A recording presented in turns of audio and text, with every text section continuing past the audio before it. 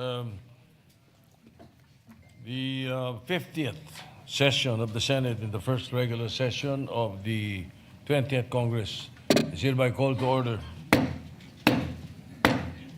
Senator Pia Cayetano will lead the chamber in prayer.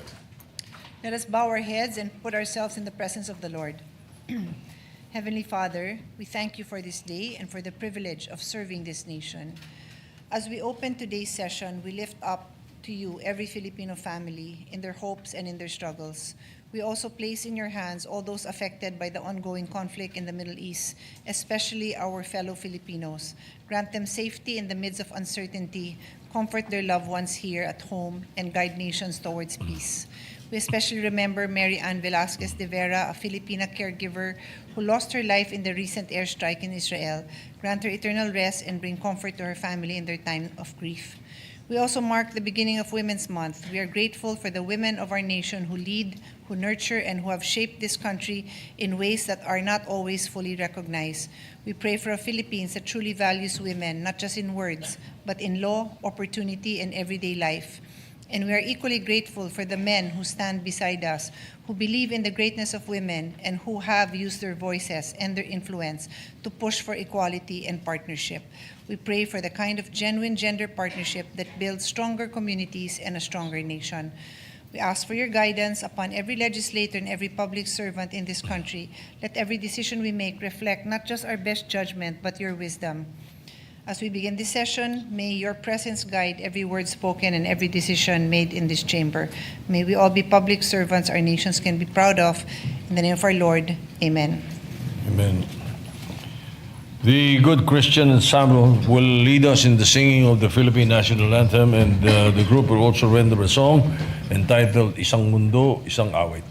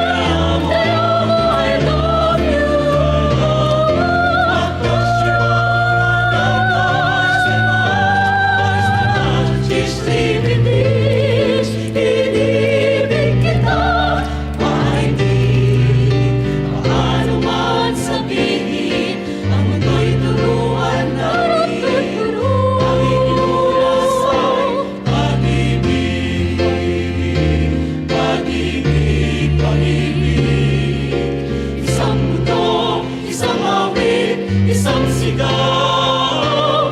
Pag-ibig, pag-ibig.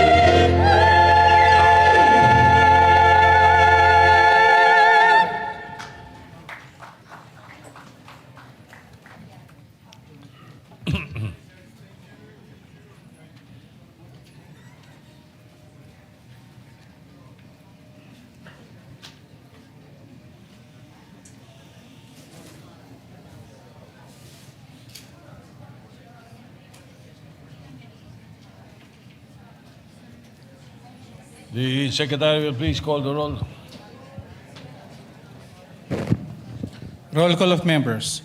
The Honorable Senator Aquino, Senator Cayetano Alan, Senator Cayetano Pia, Senator De La Rosa, Senator Ejercito, Senator Escudero, Senator Estrada, Senator Gatchalian, Senator Go, Senator Hontiveros, Senator Lacson, Senator Lapid, Senator Ligarda, Senator Marcoleta, Senator Marcos, Senator Padilla, Senator Pangilinan, Senator Tulfo Erwin, Senator Tulfo Rafi, Senator Villanueva, Senator Villar Camil, Senator Villar Mark, Senator Subiri.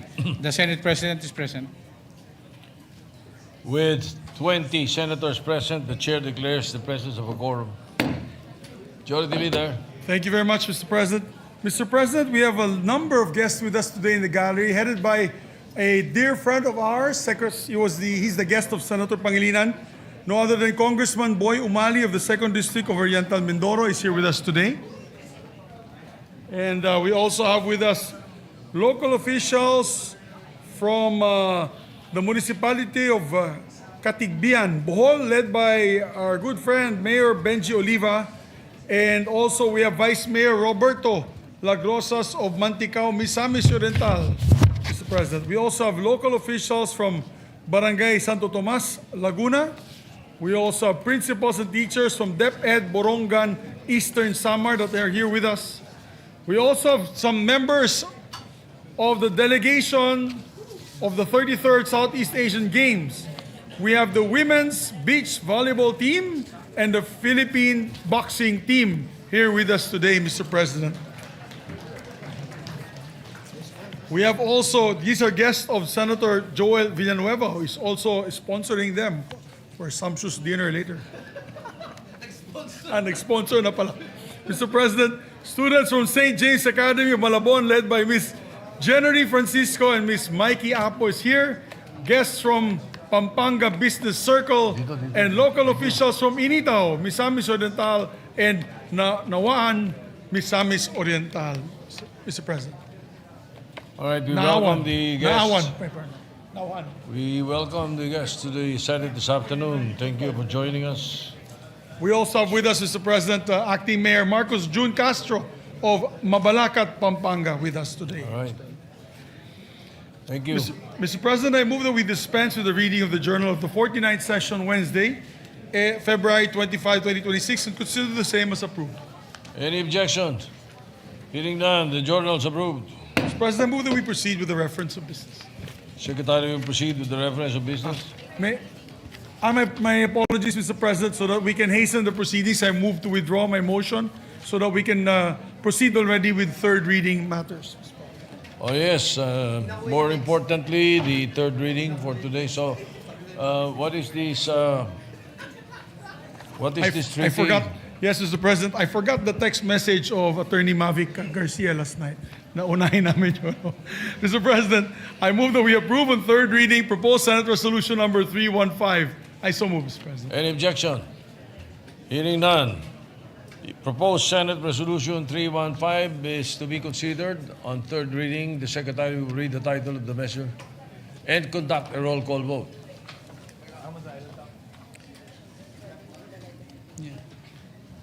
Resolution number 315, resolution concurring in the ratification of the treaty between the government of the Republic of the Philippines and the government of the United Kingdom of Great Britain and Northern Ireland and the transfer of sentenced persons. Roll call vote.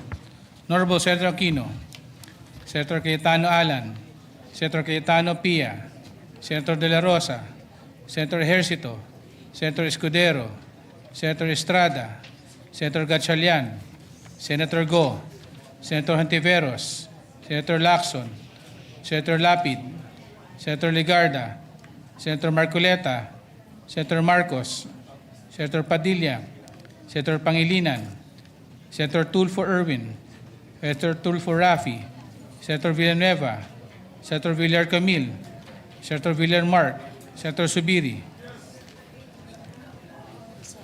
Senate President Soto. Affirmative. With 20 affirmative votes, no negative votes, no abstention, Senate Resolution 315 is approved on third reading. Thank you very much, Mr. President. And Mr. President, for the record, all three bills that we'll approve on third reading today, copies have been distributed to our senators on February 25, 2026, in compliance with the three-day rule of the Constitution. Just for the record, Mr. President. All right. Mr. President, I move that we approve on third reading Senate Bill number 1508. I so move, Mr. President. Any objection? Hearing none, consideration of the measure on third reading is in order. The Secretary will read the title of the measure and conduct a roll call vote. Senate Bill number 1508, an act authorizing the Department of Health to set and approve the bed capacity and service capability of all DOH hospitals. Roll call of members. Senator Aquino, Senator Cayetano Alan, Senator Cayetano Pia, Senator De La Rosa, Senator Ejercito, Senator Escudero, Senator Estrada, Senator Gatchalian, Senator Go, Senator Hontiveros, Senator Lacson, Senator Lapid, Senator Ligarda, Senator Marcoleta, Senator Marcos, Senator Padilla, Senator Pangilinan, Senator Tulfo Erwin, Senator Tulfo Rafi, Senator Villanueva, Senator Villar Camil, Senator Villar Mark, Senator Subiri, Yes. Senate President Soto III. Affirmative. With 20 affirmative votes, no negative votes, no abstention, Senate Bill 1508 is approved on third reading. Thank you very much, Mr. President. Congratulations to the sponsors of the two measures. Next, Mr. President, I move that we approve on third reading Senate Bill number 1823. I so move, Mr. President. Any objection? Hearing none, consideration of 1823 for third reading is in order. The Secretary will read the title of the measure and conduct a roll call vote. Senate Bill number 1823, an act resetting the first regular elections in the Bangsamoro Autonomous Region in Muslim Mindanao, amending for the purpose of Section 13, Article 16 of Public Act number 11054 as amended, otherwise known as the Organic Law for the Bangsamoro Autonomous Region in Muslim Mindanao. Roll call of members. Senator Aquino, Senator Cayetano Alan, Senator Cayetano Pia, Senator De La Rosa, Senator Ejercito, Senator Escudero, Senator Estrada, Senator Gatchalian, Senator Go, Senator Hontiveros, Senator Lacson, Senator Lapid, Senator Ligarda, Senator Marcoleta, Senator Marcos, Senator Padilla, Senator Pangilinan, Senator Tulfo Erwin, Senator Tulfo Rafi, Senator Villanueva, Senator Villar Camil, Senator Villar Mark, Senator Subiri, Yes. Senate President Soto III. Yes. With 21 affirmative votes, no negative votes, no abstention, Senate Bill 1823 is approved on third reading. Thank you very much, Mr. President. I'd like to also thank our dear colleagues for supporting this measure. It's one step forward to achieving peace and in the Bangsamoro region. Mr. President, a lot of our members wish to give an explanation of their vote. May we recognize Senator Joel Villanueva, Mr. President, for the three Senator. measures they're Senator gonna give. Joel Villanueva is recognized. Thank you very much, Mr. President, Majority Leader. Mr. President, may I just explain briefly my explanation of vote on Senate Bill number 1823, Mr. President? We express our full support for the approval of the said measure, an act resetting the first regular elections in the Bangsamoro Autonomous Region in Muslim Mindanao, amending for the purpose Section 13, Article 16 of Republic Act number 11054, otherwise known as the Organic Law for the Bangsamoro Autonomous Region in Muslim Mindanao. We would likewise commend the sponsor of this measure, our hardworking Majority Leader, Senator Mig Zubiri, for his steadfast leadership and commitment in advancing this very important reform, Mr. President. Ginoong Pangulo, tayo po ay sumusuporta sa isang prosesong sisiguraduhin na ang bawat boto ay tunay na mabibigyang halaga. Naniniwala din po tayo na ang demokrasya ay pinakamatatag kung ang mga pundasyon nito ay matibay at maayos na itatatag. Mr. President, democracy demands preparation. It requires clarity in representation and institutions that are fully equipped to carry out the will of the people. This measure is not about delaying democracy, rather it is about strengthening it. Let us view this reset as a commitment to genuine democracy, one where the people of BARMM are able to participate fully, fairly, and confidently in choosing their leaders. Again, Mr. President, we vote yes to this measure. And Mr. President, on the other measure that we voted upon, Senate Bill number 1508, or DOH Hospital Bed Capacity and Service Capability Rationalization Act, we extend our gratitude to our good sponsor, the chairperson of the Committee on Health and Demography, Senator Risa Ontiveros, for ensuring the smooth passage of this timely and much needed measure. By authorizing DOH to determine, set, adjust, and approve the authorized bed capacities and corresponding service capabilities of hospitals under its supervision and control, we take a decisive step toward rationalizing our health system, meaningfully address persistent overcrowding, and strengthen the delivery of quality health services nationwide. Again, Mr. President, we vote yes on this particular measure, and may God bless us all. Thank you, Mr. President. Mr. Majority President, next Leader. to explain their explanation of, give their explanation of vote is nobody else. No one, our distinguished colleague, Mr. President, no one, our distinguished colleague, Senator Robin Hood Padilla, Mr. President. Senator Robin Padilla is recognized. Maraming salamat po, Ginoong Pangulo, at sa ating pinunong mayorya. Ang una pong pagpapaliwanag ay kaugnay po sa Senate Bill number 315, Senate Resolution 315, na ang akin pong mungkahi, Ginoong Pangulo, kaugnay po ito hinggil po sa paglilipat ng mga nahatulang bilanggo na aking kino-sponsor kahapon. Ako po ay bumoto ng yes with reservation. Ang aking reservasyon po ay dulot ng isang mungkahi para sa mas maingat at makatarungang pagpapatupad nito.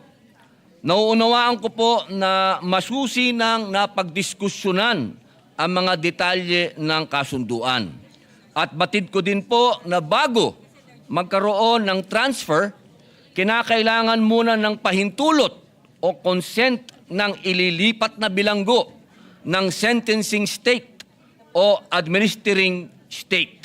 Kaugnay nito, nais kong imungkahi sa Department of Justice na sa mga pagkakataon ang nahatulang individual ay napatunayang nagkasala ng karumal-dumal o heinous crime, marapat ay pagdusahan muna niya ang kanyang sentensya ng ilang taon sa bansang nagpataw bago siya pahintulutang mailipat sa administering state. Ito po ay bunga ng aking karanasan sa Muntinlupa, sa Bilibid Prison, dahil marami po doon na mga foreigner at meron din pong British doon na nakulong dati na pinatay niya yung kanyang kasintahan. At siya po ay nahatulan na makulong ng reclusion perpetua. Sana po ay bago siya pahintulutang mailipat doon sa kanyang bansa ay pagdusahan muna niya yung kanyang krimen doon sa minimum sentence. Huwag naman po kaagad na padadala doon. Alam naman po natin na masyadong ang kanilang kulungan doon sa bansang iyon ay masyadong komportable. Dahil Pilipina po, yung mga ganitong heinous crime, sana magdusa dito. At ganun din po, payag naman akong mailipat dun eh. Yung mga crime ay tinatawag namin sa loob na murder. Kung mga murder lang ang kaso, ibig sabihin yung umorder lang ng umorder, hindi nagbayad, pwede na ho yun ipadala doon. Sa ganitong paraan, ay mabibigyang diin ang paggalang ng soberenya ng sentencing state. Sa bigat ng krimeng ginawa at sa katarungang inaasahan ng mga biktima at ng kanilang mga pamilya. Kasabay nito, nananatiling bukas ang pinto para sa makataong konsiderasyon at rehabilitasyon sa ilalim ng administering state sa tamang panahon. Maraming salamat po, At ang pangalawang pagpapaliwanag po ay patungkol naman po sa Bangsamoro. Sa pagpapaliban at sa ngayon po ay itakda na ang botohan, ang eleksyon sa BARMM. Ito po ay aking pong pinasasalamatan ang aming godfather, ang ating pong majority floor leader, Senator Mig Subiri, sapagkat alam niyo po, kami po ay hanga sa kanya, ang kamusliman, ang inyong Bangsamoro ay hanga po sa kanya, bagamat hindi po siya isang Muslim, pero ang kanyang pagmamahal sa amin ay sobra-sobra po. At nung huli po niyang hearing ay nakita namin kung paano niya ipinaglaban na magkaroon po ng mga future leader sa Bangsamoro na hindi tradisyonal. Yung galing naman po talaga doon sa mga matatawag natin na galing po sa mga common na tao na mamuno. Kaya po, tanggapin niyo po ang aming pasasalamat, Senator Mig Subiri. Kami po'y buong puso na nagpapasalamat sa pakikipaglaban niyo po para sa BARMM. Mabuhay po kayo.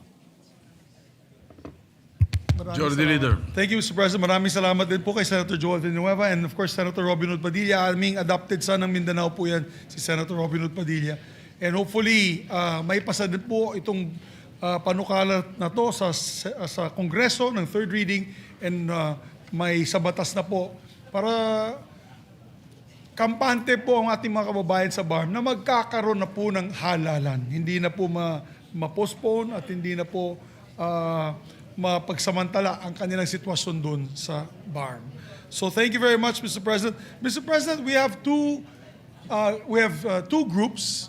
Of course, winners in the last Southeast Asian Games that we have approved already as resolutions. May I just ask for the indulgence of the body to suspend session so that we can allow them to receive also their copies of the resolutions that we had approved last month, Mr. President. So with that, I move to suspend session for just a minute. All right, yes, hearing no objection, the session is suspended.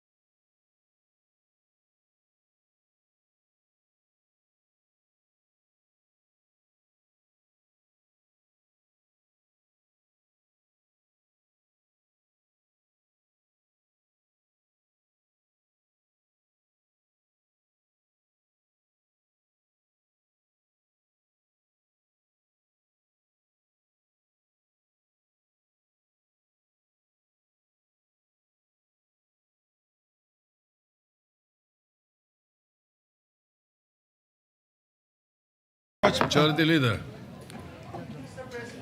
If I may, just very short manifestation, we'd like... Senator Villanueva, yes, what is your Thank you, pleasure? Mr. President. I just wanted to put into the records of this August Chamber the names of our guests today. The boxing team po natin, Ginoong Pangulo, yung isa sa mga naghakot ng pinakamaraming medalya para sa Pilipinas. Nag-uwi po sila ng kabuuang 10 medalya. Gold kay Yumir Marcial, 3 silver kay J. Brian Baricuatro, Flint Hara at Ira Villegas, at yung 6 na bronze po, nandito po si Ashley Fajardo, John Mindoro, Ofelia Magno, Riza Pasuit, Nesty Petesio at Hergie Bakyadan. At yung pong women's beach volleyball naman natin, Ginoong Pangulo, the Philippines' victory was made possible by the formidable team of Bernadette Pons, Dij Rodriguez, Sunny Villapando, and of course Cici Rondina and Henesa S. Lapor. They ended, Mr. President, yung Thailand's 22-year reign and 8-time champion streak. Kaya we congratulate them and we thank our colleagues, especially our Senate President, for commending the efforts of our valiant athletes. Maraming salamat, Ginoong Pangulo. Of course, thank you. Thank you, Senator Villanueva. Majority Leader. Mr. President, may we recognize our distinguished colleague, Senator Erwin Tulfo, for a brief manifestation. Yes, Senator Erwin Tulfo is recognized. Just a quick manifestation, Mr. President. I'd like to thank my colleagues in supporting the concurrence of the Treaty on the Transfer of Sentenced Persons between the Philippines and the United Kingdom of Great Britain and Northern Ireland under Committee Report number 30, proposed resolution number 315. This treaty will allow Filipinos convicted of crimes in the UK to serve their remaining sentence in the Philippines and will facilitate their effective rehabilitation as they will be close to their families and friends and be with other inmates with whom they share the same language and culture. We will continue championing for treaties that will benefit our kababayans, Mr. President. Again, I express my gratitude to my colleagues in supporting this treaty. Thank you, Mr. President. Thank you, Majority Floor Leader. Thank you very much, Thank you, Mr. President. Majority Leader. Thank you, Mr. President. Mr. President, I move to... Oh, 1 second, Mr. President. Are you ready? Is that for autism? I move that we take up bills for amendments.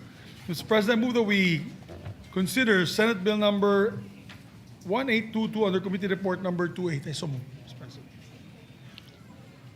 Not that I want it approved, but are you moving for the reference of business for later?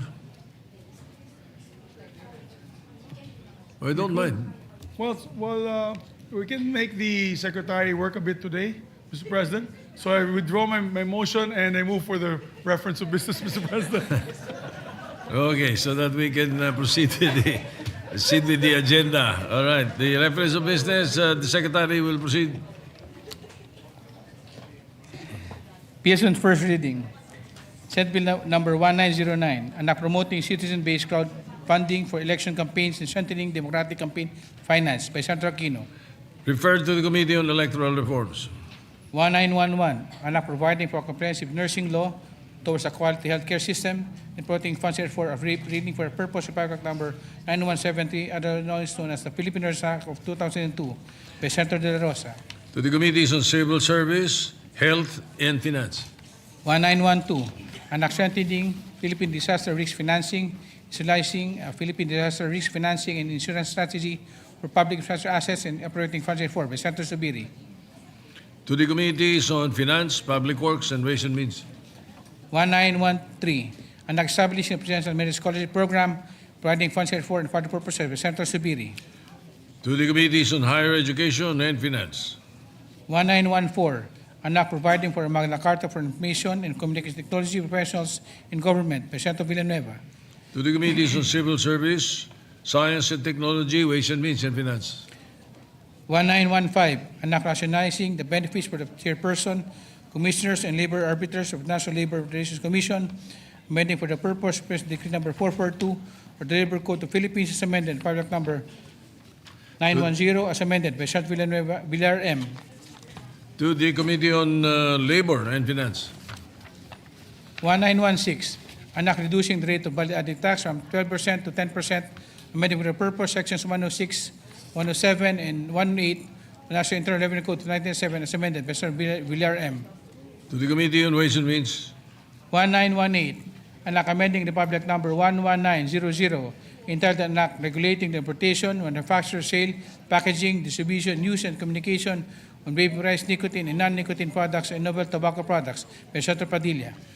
Referred to the Committees on Health and Trade. Committee reports. Committee report number 37, prepared and submitted by the Committee on Migrant Workers on Senate Bill number 1910 by Senators Tulfo R., De La Rosa, Legarda, Estrada, Villar M., Tulfo E., and Villanueva as authors report titled, an act providing for free financial education to overseas Filipino workers and their families. Recommending approval, institution of Senate Bills number 90, 208, 806, 848, and 1270 by Senator Tulfo R. To the calendar for ordinary business. Committee report number 38, prepared and submitted jointly by the Committees on Banks, Financial Institutions, and Currencies, Migrant Workers, and Ways and Means on Senate Bill number 1917 with Senators Villar C., Estrada, Tulfo R., and Villanueva as authors therefore titled, an act providing for protection of the remittances of overseas Filipino workers. Recommending approval of substitution numbers 181, 1074, and 1439 by Senator Villanueva. To the calendar for ordinary business. Majority Leader. Thank you very much, Mr. President. Mr. President, we'd just like to also recognize a guest of Senator Padilla in the gallery, Councilor Dr. Ted Padilla Evangelista of Quinapawan City, Mr. President. Okay, Mr. President, welcome. Thank you. Thank you. Mr. President, I move to resume consideration of Senate Bill number 1822 under Committee Report number 28. This is the bill on the National Plan of Action for Care, Support, and Inclusion of Persons with Autism and Spectrum Disorder. I so move, Mr. President. Any objection? Hearing none, consideration of 1822 is in order. Mr. President, to sponsor the measure, the sponsor rather may recognize Senator Risa Ontiveros and to propose amendments, Senator Win Gatchalian. If Senator Win is not here, So the parliamentary status is that we're in the period of amendments, amendments. All right. and I Senator. believe some of our colleagues who propose to amend have already the list given to Senator Risa. So let's just recognize Senator Ontiveros, Mr. President. Senator Risa Ontiveros is recognized. Salamat po, Mr. President.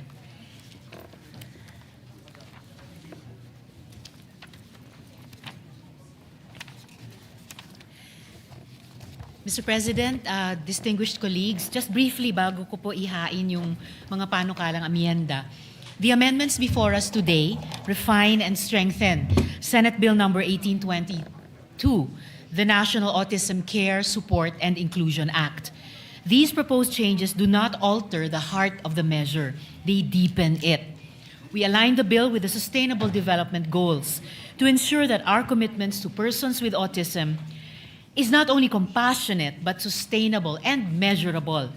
We modernize definitions to reflect both science and dignity, recognizing neurodiversity, universal design, and the right of individuals on the autism spectrum to self-identify without hierarchy or stigma. We strengthen the National Plan of Action by requiring measurable targets, baseline service packages, geographic equity, and annual reporting to Congress because inclusion must be accountable. We institutionalize coordination, not only among agencies, but with researchers, professional organizations, civil society, autism self-advocates, and families, ensuring that policymaking is evidence-based and participatory. We reinforce our health system by addressing workforce gaps, expanding PhilHealth coverage, integrating gender-responsive diagnostics, and establishing integrated referral networks.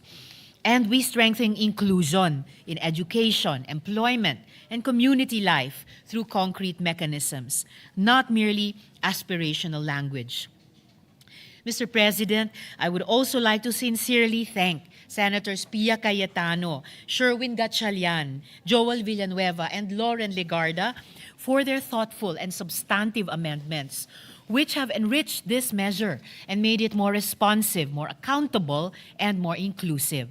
Likewise, we recognize the invaluable insights of autism self-advocates, parents groups, professionals, and civil society organizations whose lived experiences and expertise continue to guide us in crafting a law that truly reflects their realities. In sum, these amendments transform the bill from a statement of intent into a structured, measurable, and rights-based national framework.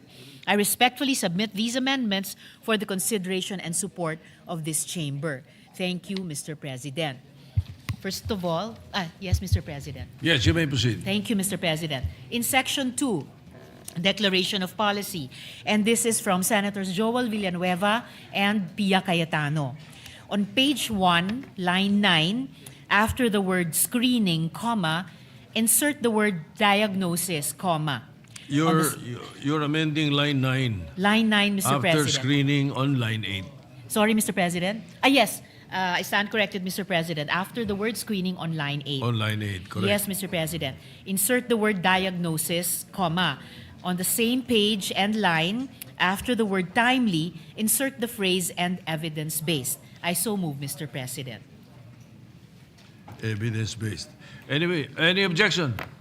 Hearing none, amendments adopted. Thank you, Mr. President. On page 1, still, line 10, after the word families, insert the following. In accordance with the Sustainable Development Goals, SDGs, for good health, quality education, decent work, and reduced inequalities.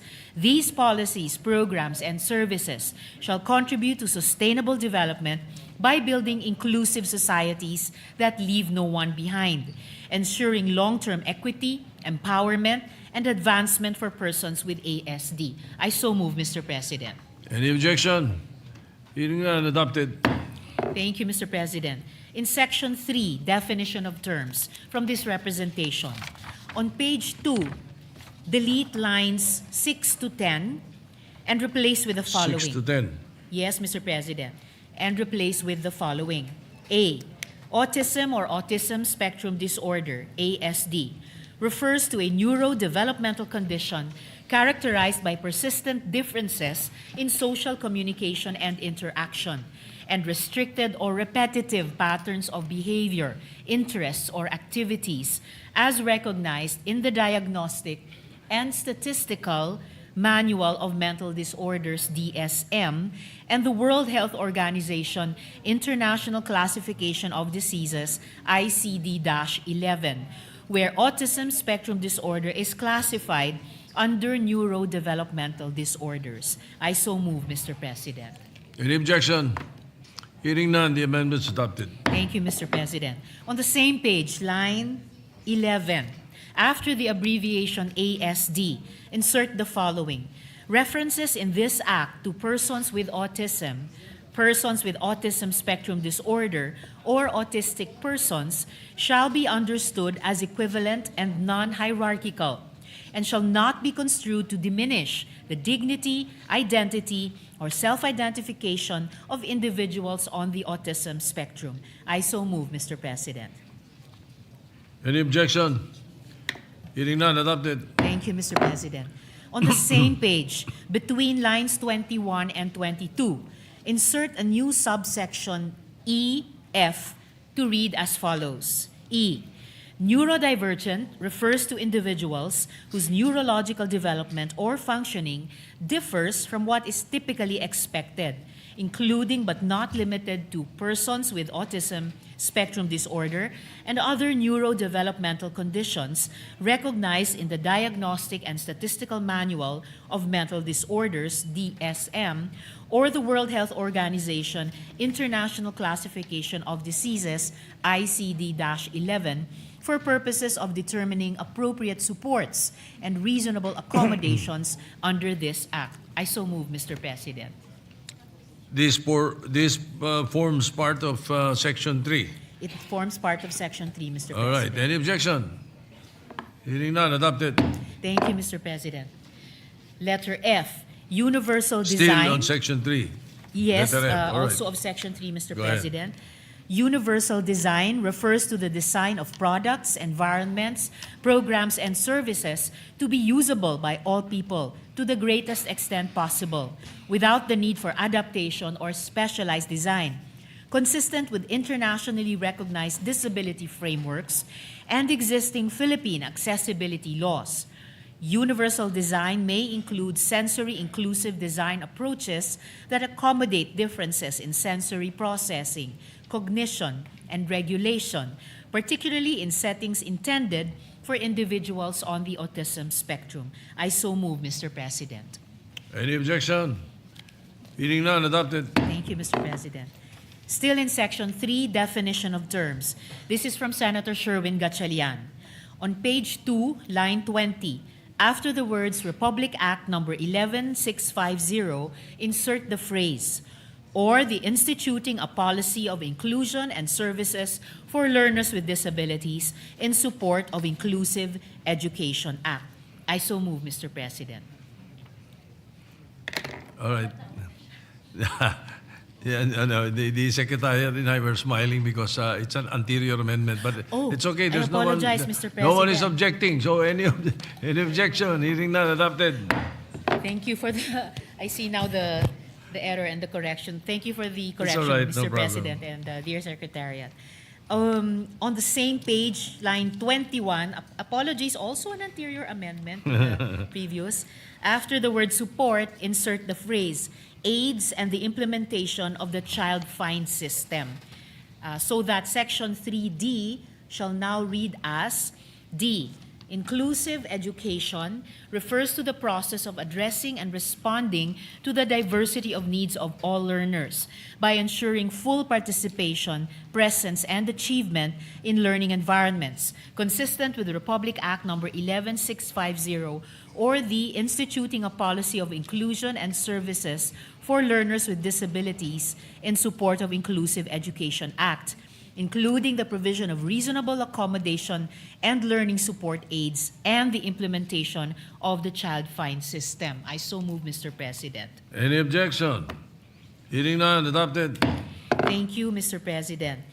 In Section 4, National Plan of Action for Autism Spectrum Disorder, and this is from Senators Joel Villanueva, Lauren Ligarda, and this representation. On page 2, line 25, after the word screening, comma, insert the word diagnosis, comma. On the same page and line, after the word timely, insert the phrase and evidence-based. I so move, Mr. President. Any objection? Hearing none, adopted. Thank you, Mr. President.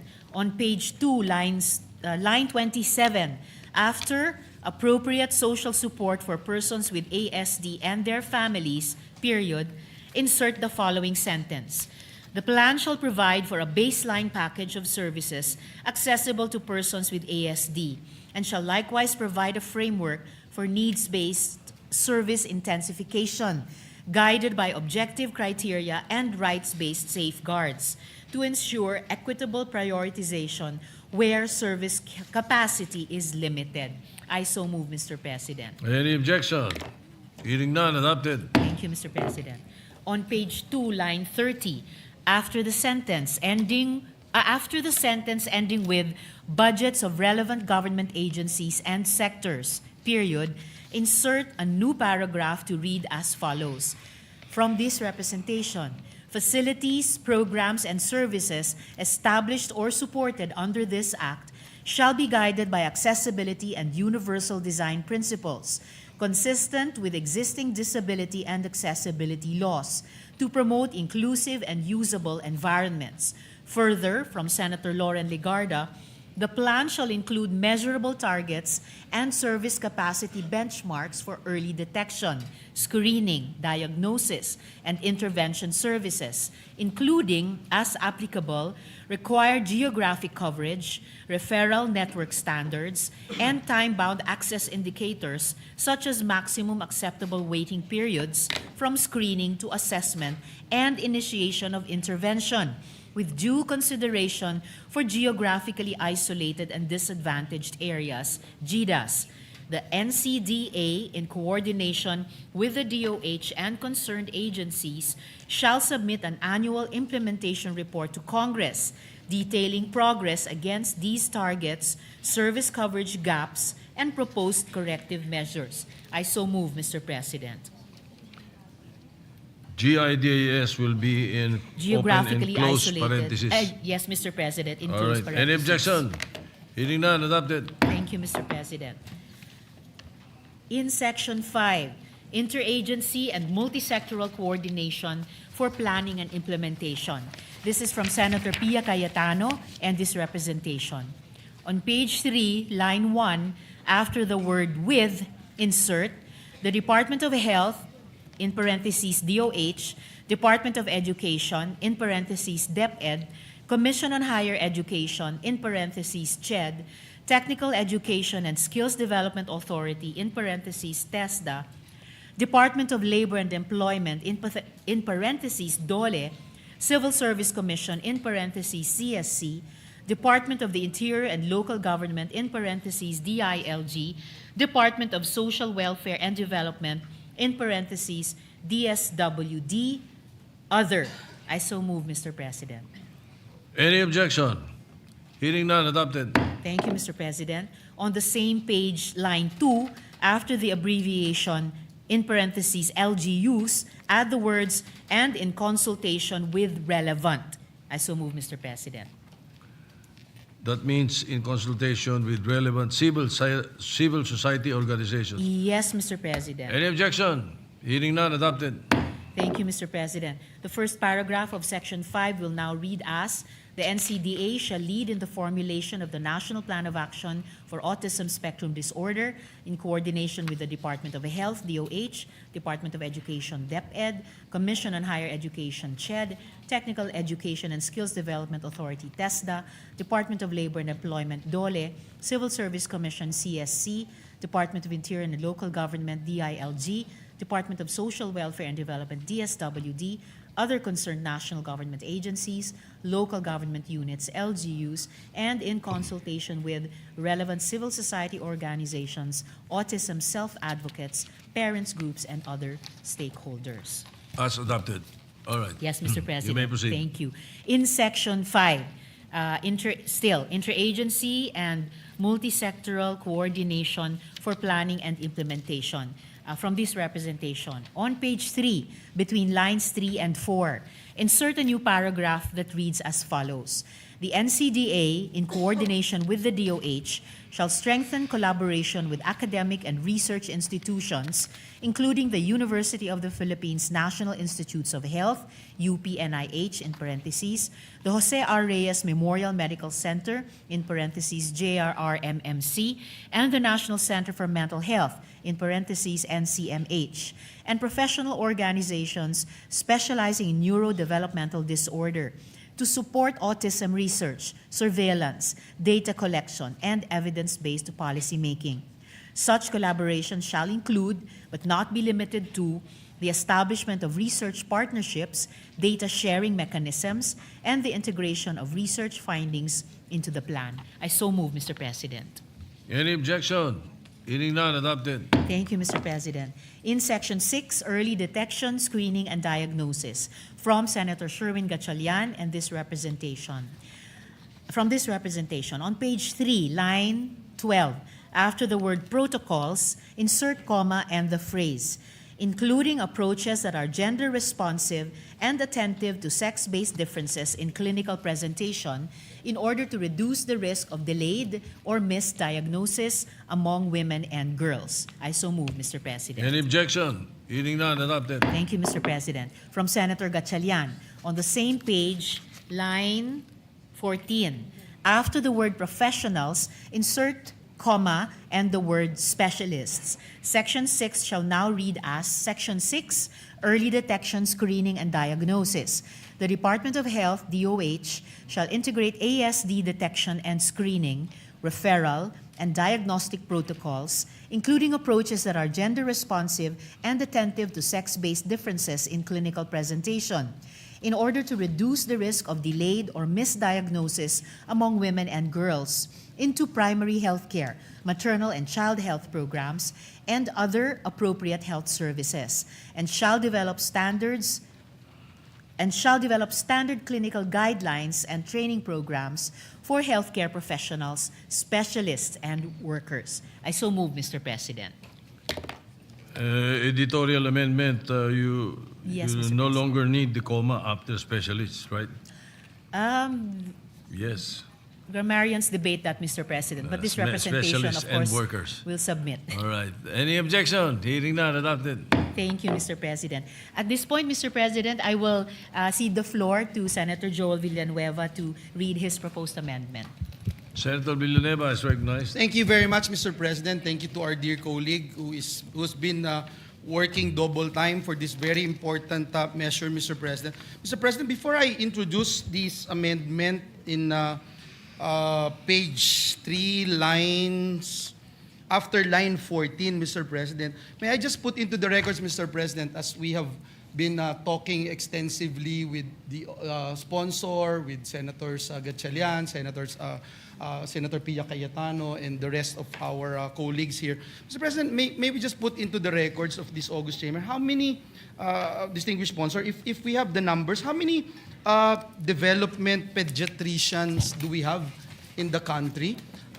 Because I have encountered, Mr. President, in one of the articles that we have got into, Mr. President, that there are only 109 development pediatricians in the country. And as I mentioned earlier, Mr. President, during the course of debates, Mr. President, this representation had experienced extremely difficult experience of looking for development pediatrician. And that's why this particular measure is very personal for this representation, Mr. President. Maybe no, Mr. President, if indeed it is correct to say that there are only, and the records will bail me out, and I am ready to be corrected, if there are only 109 development pediatricians in the country. Because in my experience, Mr. President, there are only 2.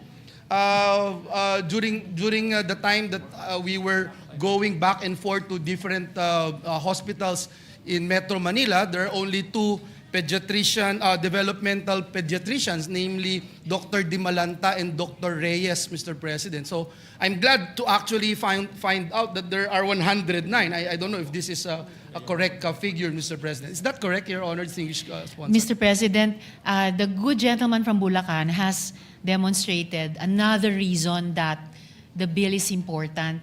Pati yung database po, hindi pin down talaga. Kung dalawa lang, and so named by the good gentleman, or talagang 109. Kahit pa nga po umabot na tayo sa 109, napakaliit po ng proportion sa 117 million Filipinos, Mr. President. Exactly, Mr. President. And if you look at the data that we have encountered, the 100 in the total 109 developmental pediatricians, 70+% are actually in Metro Manila.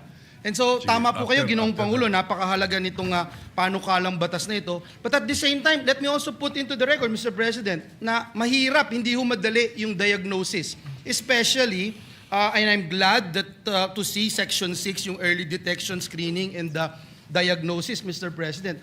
But if you have a child undergoing diagnosis, Mr. President, I know that the good sponsor would agree with this representation. It will take you at least 1 year, Mr. President, at least 1 year to be diagnosed and say that a particular child is actually under the spectrum.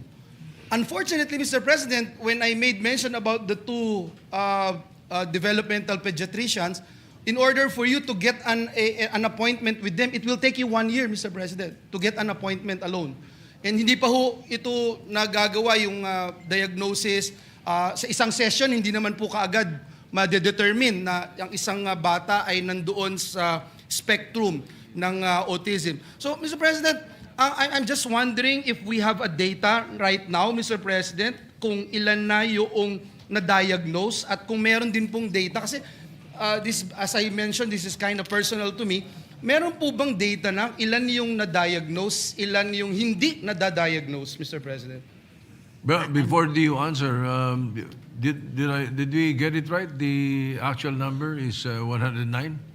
Actually, Mr. President, it's impossible to confirm that we actually have that many. That many, yeah. 109 is actually too few for 117 million Filipinos. What is But the since- what is the ideal ratio? Okay.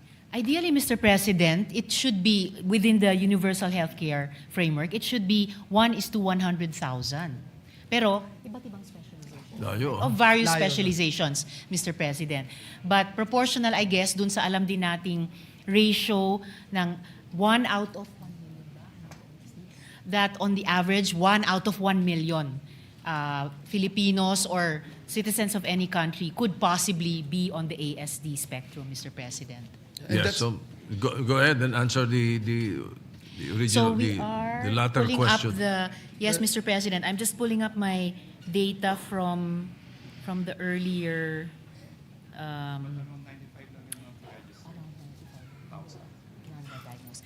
as of our latest data, Mr. President, there are only 95,000 who have been diagnosed. Diagnosed. Opo, and it might be a case of under-reporting or under-diagnosis dahil nga kulang pa ng up to this point in time isang comprehensive program ng DOH to assist families and parents to diagnose and to choose whether or not to intervene. Thank you for that, Mr. President. You see, And what level?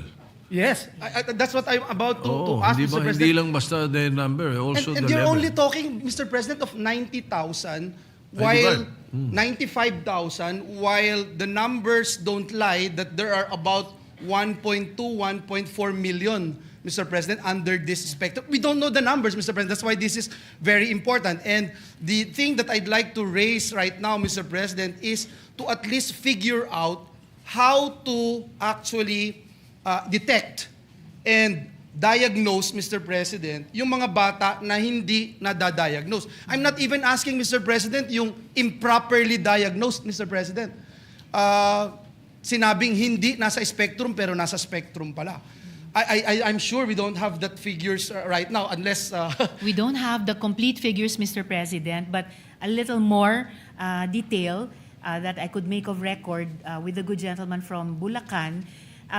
Sa rehistro at yung mga na-issuehan ng ID, and na-issue ng ID, ilang porsyento lang kaya yun, mula 2021 hanggang 2025, may kabuoang bilang ng 98,245 ang nasa ASD spectrum. So yun lamang yung exact figure that we have as of the end of last year, Mr. President. At malamang talaga underreported or underdiagnosed itong bilang na ito, Mr. Thank you, President. Mr. President. I'll go to my amendments, Mr. President, and I just wanted to put this on record so that when our friends from DOH and the different agencies of the government will look into this particular measure for our IRR, they would find out why we are debating or discussing these very important issues, Mr. President. Mr. President, with the indulgence of our dear colleague, may I introduce on page 3 after line 14,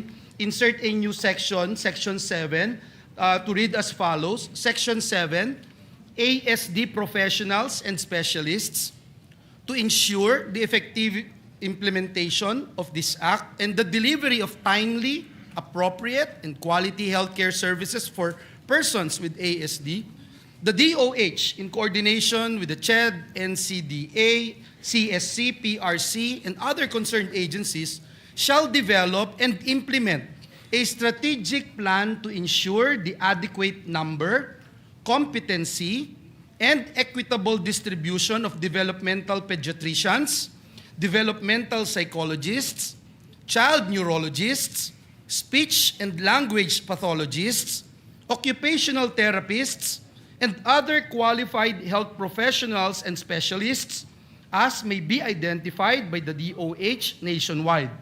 The DOH and CHED shall closely coordinate and effectively implement measures to strengthen education, training, certification, recruitment, and retention programs to address workforce gaps and ensure accessible ASD-related services across all regions. And we will move also to renumber the subsequent sections accordingly if our good sponsor would agree to this representation. What does the sponsor say?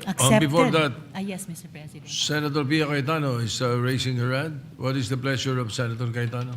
Thank you, Mr. President. With the indulgence of my two colleagues, I am totally supportive of the amendment being proposed by the senator from Bulacan.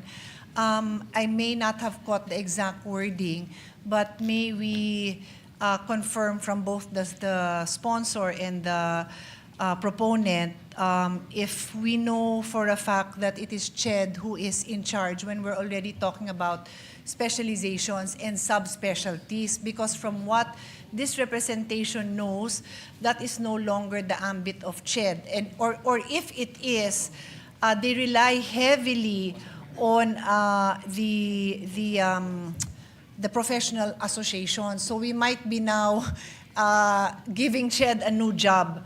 A quick search tells me that it is not. It is no longer part of their mandate. So can we just check that? Because I fully support that somebody should be in charge. This representation, along with the presiding officer, the Senate President, and the proponent, Senator Joel, are the main supporters of the the growth of the medical colleges in this university. So we are one in our goal. But we just want, and maybe that's part of the problem because no one is taking the lead. Nagsusupport nga tayo ng more doctors in medical school, pero itong mga specializations, baka medyo kulang sa direksyon. So 100% in support of this amendment, but let's be clear kung whose job it is, who determines the numbers. Maybe it's even more DOH. And then maybe CHED will be working with the professional organizations. I don't know exactly, but I'd like our honors here to consider this input. Thank you. Thank you very much, Mr. President. And if I may, Mr. President, in the amendment that we are introducing, the good gentle lady from Taguig and Patera, Senator Cayetano, is correct. That when you talk about the curriculum, Mr. President, it's under the Commission on Higher Education. And in this particular case, we wanted to include the PRC so that they would come in and ensure that they're regulating the Professional Regulation Commission would be regulating these associations, these professional organization, Mr. President. And the last but not the least, Mr. President, the main point that we are trying to drive at, Mr. President, is the fact that there are so very few developmental pediatricians na sila pa po, Mr. President, tanging sila lang ang makakapag-pinpoint at magsasabi that a child is in the spectrum. Pero may mga ilan po na po pwede silang itap as being overseen, may oversight function naman ng DOH, na maaari, Mr. President, na may mga ilan po na professionals that they can actually pinpoint, Mr. President, that a certain child is in the spectrum, Mr. President. And that's just what we wanted to accomplish. Not, Mr. President, in any way na mag-overlap, Mr. President, or pakikialaman natin yung developmental pediatricians when it comes to treatment, Mr. President. So it's just the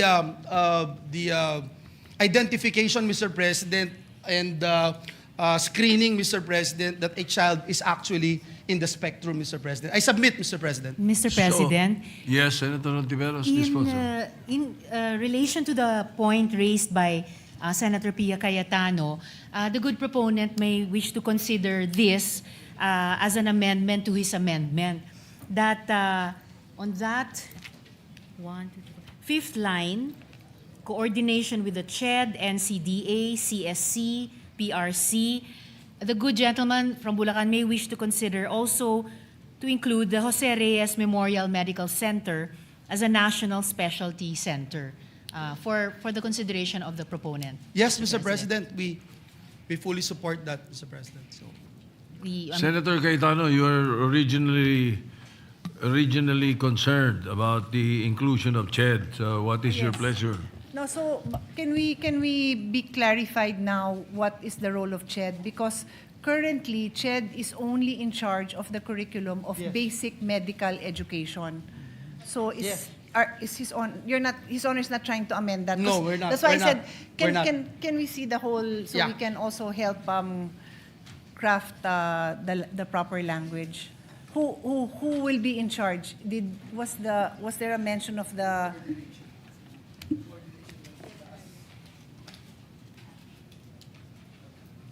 It will just be, Mr. President, in coordination with CHED because they are the ones in charge of the medical curriculum, Mr. President. All right. And the idea being mentioned by the Yes. sponsor also, well, yes, but isn't it not very clear when we say healthcare services with persons with ASD, the DOH in coordination with CHED. yung binabanggit yung hospital, under the DOH yun eh. So yes, when that we is say correct. the DOH, it's encompassing of everything under the Department of Health. That is correct, Mr. President, but I offered it as a proposed amendment to the amendment of the proponent dahil po ang JRMMC ay isang National Specialty Center na in charge din sa training nung mga medical professionals and specialists, including developmental pediatricians, Mr. President. Just for the consideration of the good proponent. I don't mind, Mr. We'll leave it President. to the proponent. I don't mind, Mr. President. You will accept that. Of course, But Mr. let us President. wait for the proposal of Senator Cayetano because that was ahead.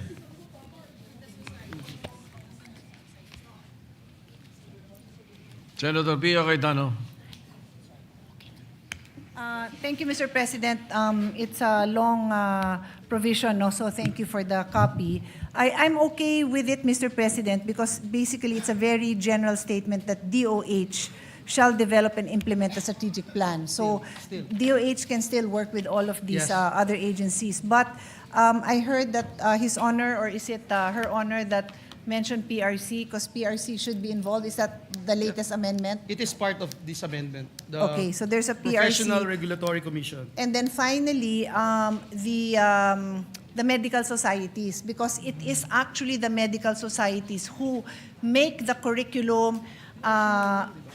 Apparently, because they make the curriculum and then they're the ones who work with PRC, I believe, in the exam. So the accreditation also comes from them. So I think you have to mention the medical society, the appropriate medical society. In this case, it is the Pediatric Society, but the Developmental Pediatrics is a sub-society of the Pediatric Society. So they have a formal name. You can just look it up. It's easy to find. Pediatric. Anyway, they have an official name. We might as well name them because they're the official. They're the official organization for this specialization. I think it's Thank you. Philippine Society Philippine for Pediatric Developmental Society. and Behavioral Pediatrician. Yeah. But I suggest that you include their mother society because lahat nung kailangan na professionals ng isang autistic child would fall under pediatrics pa rin. So pediatrics, the Philippine Pediatrics Society, I think that's their name, and that subspecialization, subject to style. That's my recommendation, Mr. President. Mr. Philippine President, Pediatric Society. if Yes, I may- Senator Tiberos. If I may offer a formulation to the gentlewoman from Taguigan Pateros and the proponent, they may wish to consider the wording professional organizations specializing in neurodevelopment disorders. Mas okay. Professional organizations specializing in neurodevelopmental disorders, Mr. President. I'm okay with that. Okay ba yun? Professional organizations. Para mas specializing- general. Well, it becomes inclusive of almost everybody involved in the medical society. If you're accepting that, I just want to know where you want to place it.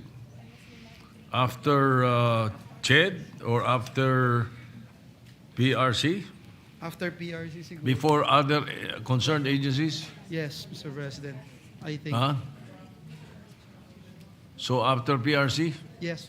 And you're accepting the amendment proposed Mr. by President. Senator Hontiveros to your amendment that was initiated by Senator Pia Cayetano. Accepted, Mr. President. Accepted. Wholeheartedly. One more, Senator Pia Cayetano. Go ahead. Thank you, Mr. President. We note that the mention of PRC is in the first part of Section 7, but the second in His Honor's amendment, but the last sentence, the second part of Section 7, states the DOH and CHED shall closely coordinate and effectively implement measures. We believe that PRC should also be here in this enumeration, DOH and CHED in coordination with PRC. So that is my amendment, Mr. President. Because to take note that what is being mentioned here is the effective implementation of education, training, certification. Yes. Wait, let's take this one by one. But it's one amendment, Mr. President, so I have to mention it here. Yes, I know. But let us finish off the first amendment. Will you be acceptable to that proposal? Yes, Mr. President. Okay na, yung original, no? Yes. Yes. Yes, After, what's After that? the PRC, Mr. President. After PRC. All right, so let's deal with that. Any objection? Adopted. But we continue with the amendment because Senator Pia Cayetano, what line? Ano bang, wala pa yatang line to, Mr. Last President. sentence. It's an Which? amendment. Last sentence. The last sentence that starts with the DOH and DOH. CHED. Uh-huh. So I think I will phrase my amendment this way. After the word CHED, insert the phrase in coordination with PRC. Uh-huh. In coordination with PRC. Or PRC. All right. The What does DOH. the proponent of the amendment say? Subject to style, yes, Mr. Subject President. to style. What does the sponsor say? Accepted, Mr. President. Accepted. Any objection? Hearing none, adopted. But, in total, subject to style. Yes. You move to Yes. amend. Yes, Mr. President. I so move, Mr. President. All right. As amended, subject to style. Any objection? Hearing none, adopted. Yes, You- Mr. President. you may proceed. Last but not the least, Mr. President, and again, this is very fruitful, Mr. President, as our friends from the different government agencies will look into this matter. In Section 7, now renumbered as Section 8 on health and intervention services, may we introduce, Mr. President, on page 3, delete lines 15 to 19 and replace it with the following paragraph. Health and intervention services. The DOH, in coordination with the Philippine Health Insurance Corporation, PhilHealth, and other concerned agencies, shall ensure adequate and equitable coverage and the progressive availability and accessibility of evidence-based assessment, diagnostic, and intervention services for ASD in public health facilities, establish functional and integrated referral networks across all levels of care, and align service delivery with existing health systems to promote continuity, quality, and affordability of care. I submit, Mr. President. What does the sponsor say? Accepted, Mr. President. Any objection? Hearing none, adopted. Approved. Thank you, Mr. President. And just to put on record, Mr. President, we wanted to make sure na may periodic review po yung pong assessment ng ating PhilHealth dun po sa mga benepisyong binibigay sa kanila. Mr. President, for the record, yung pong Z benefits package ng PhilHealth, last 2017 pa po ito, Mr. President, at doon po sa nakapaloob na Z benefit package, therapy and assessment lang po yung nakalagay dito. I hope na magawan po natin ang paraan. Nakikiusap po ang isa sa mga magulang ng mga pasok po dito sa autism spectrum, Mr. President. In fact, Mr. President, if you think about it, Senator Pia and I are talking about it a while ago, kung kasama ba talaga sa Z benefits package ng PhilHealth itong mga kababayan po natin na nasa autism spectrum. And ang sagot naman po ay kasama po. But let me also put that on record. And that the good sponsor, Senator Ontiveros, is nodding her head. Nakasama po talaga, Mr. President. But unfortunately, Mr. President, napakababa po ng coverage nito, Mr. President. If I'm not mistaken, sa isang therapy, for example, occupational therapy, hanggang 3,000 to 5,000 lang po ang coverage, Mr. President. Imagine nyo, Mr. President, yung therapy na kailangan ng isang bata ay panghabang buhay po yan, Mr. President. It's really not easy, Mr. President.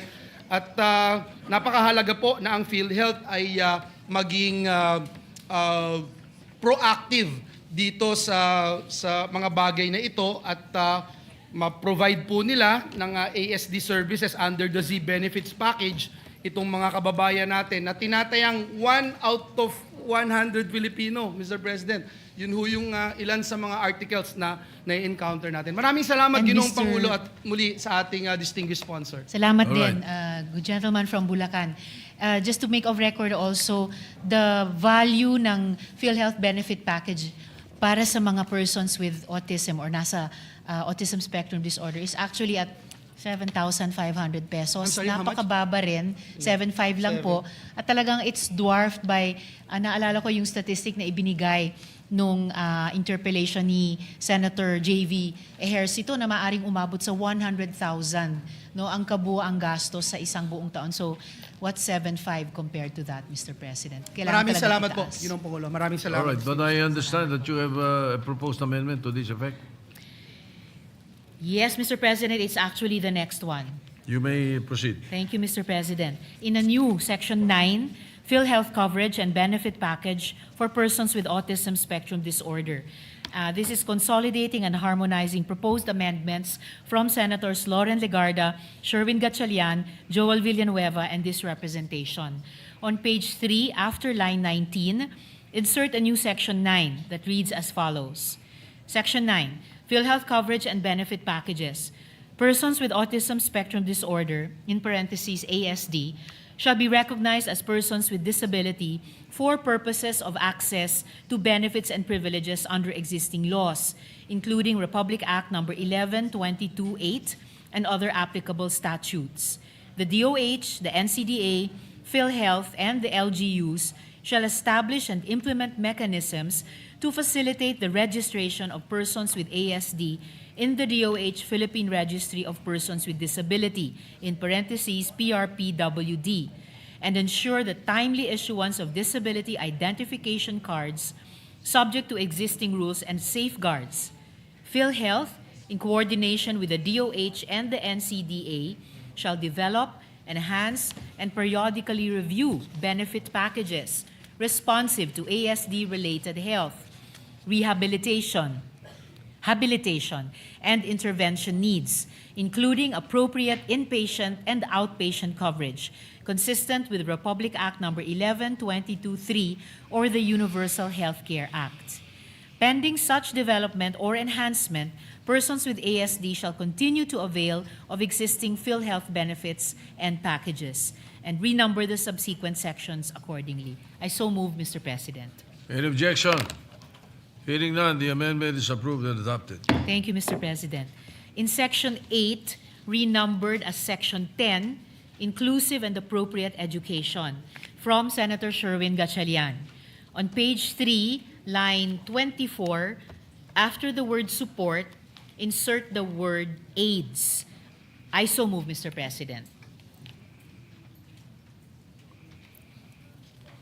And learning support aids. AIDS, Learning Mr. support President. aids. Yes, It's part Mr. of the phrase. Yes, Mr. All President. right, any objection? Hearing none, adopted. Thank you, Mr. President.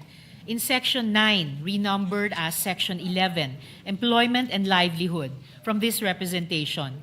On page 3, line 30, after the words disability laws, insert comma and the phrase, including the promotion of reasonable accommodations for neurodivergent individuals in the workplace, consistent with prevailing labor, disability, and occupational health standards. I so move, Mr. President. Any objection? Hearing none, adopted. Thank you, Mr. President. I yield the floor at this point to the good gentleman from Pampanga and Tarlac to propose his amendments, Mr. President. Senator Dante Marcoleta is recognized. Thank you, Mr. President. Mr. President, Section 12 of the proposed measure provides for the prohibited acts, which reads as follows.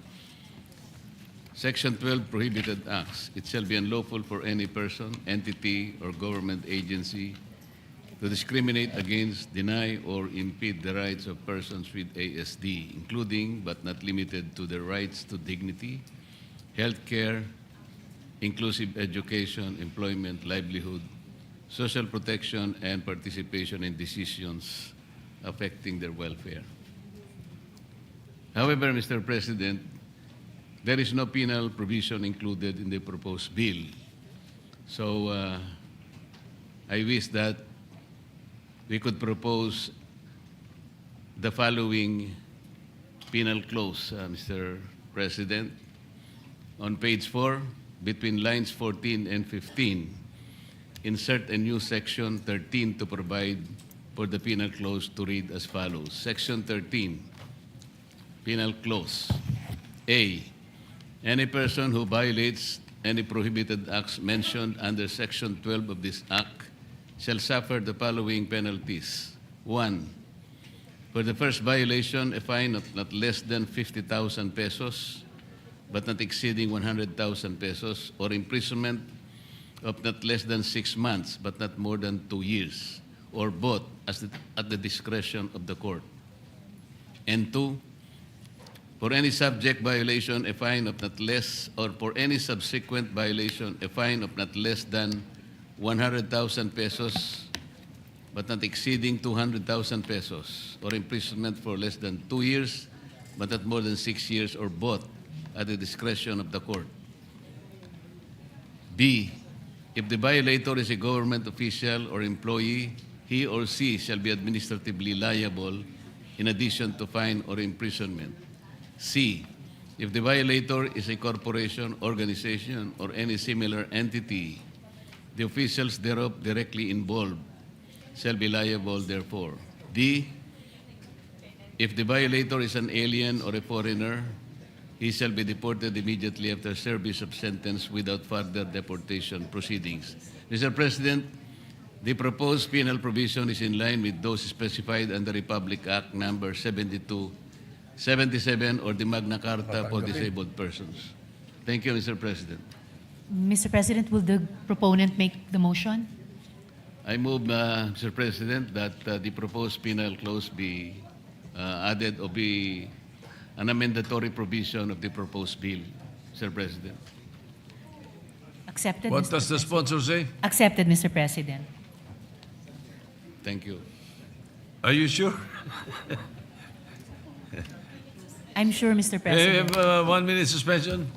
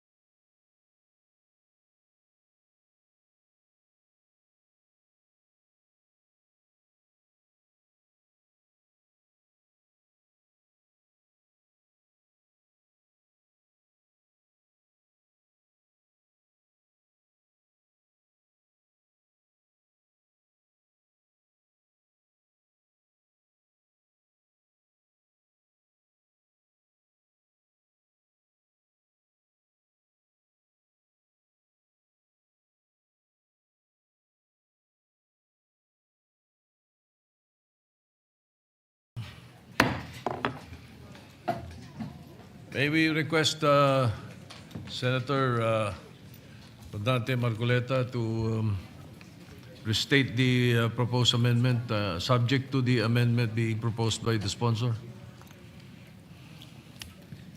Thank you, Mr. President. On the basis of our discussion, this representation is of the opinion that we should remove the imprisonment aspect, just the civil aspect of the penal clause that is being proposed for amendment, Mr. President. And retain the fines that Yes, you have Mr. proposed. President. Yes. All right. Subject to style. What does the sponsor say? Accepted, Mr. President, with thanks Accepted. to the senator from Thank you, Senator. Bulacan. Any objection? Hearing none, adopted. Amendments approved. Thank you very much, Mr. President. And lastly, in Section 14, renumbered as Section 16, implementing rules and regulations from this representation. On page 4, line 26, after the word civil society organizations, comma, insert the words professional organizations specializing in neurodevelopment disorders to read as follows. Section 16, implementing rules and regulations.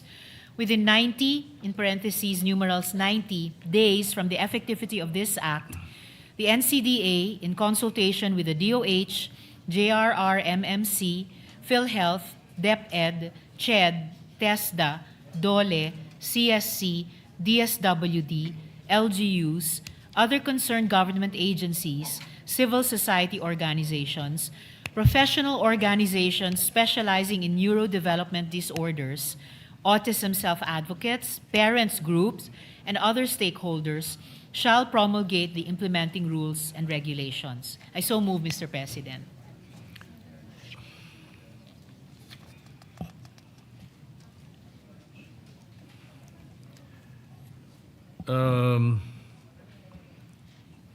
I seldom do this, but I think you should.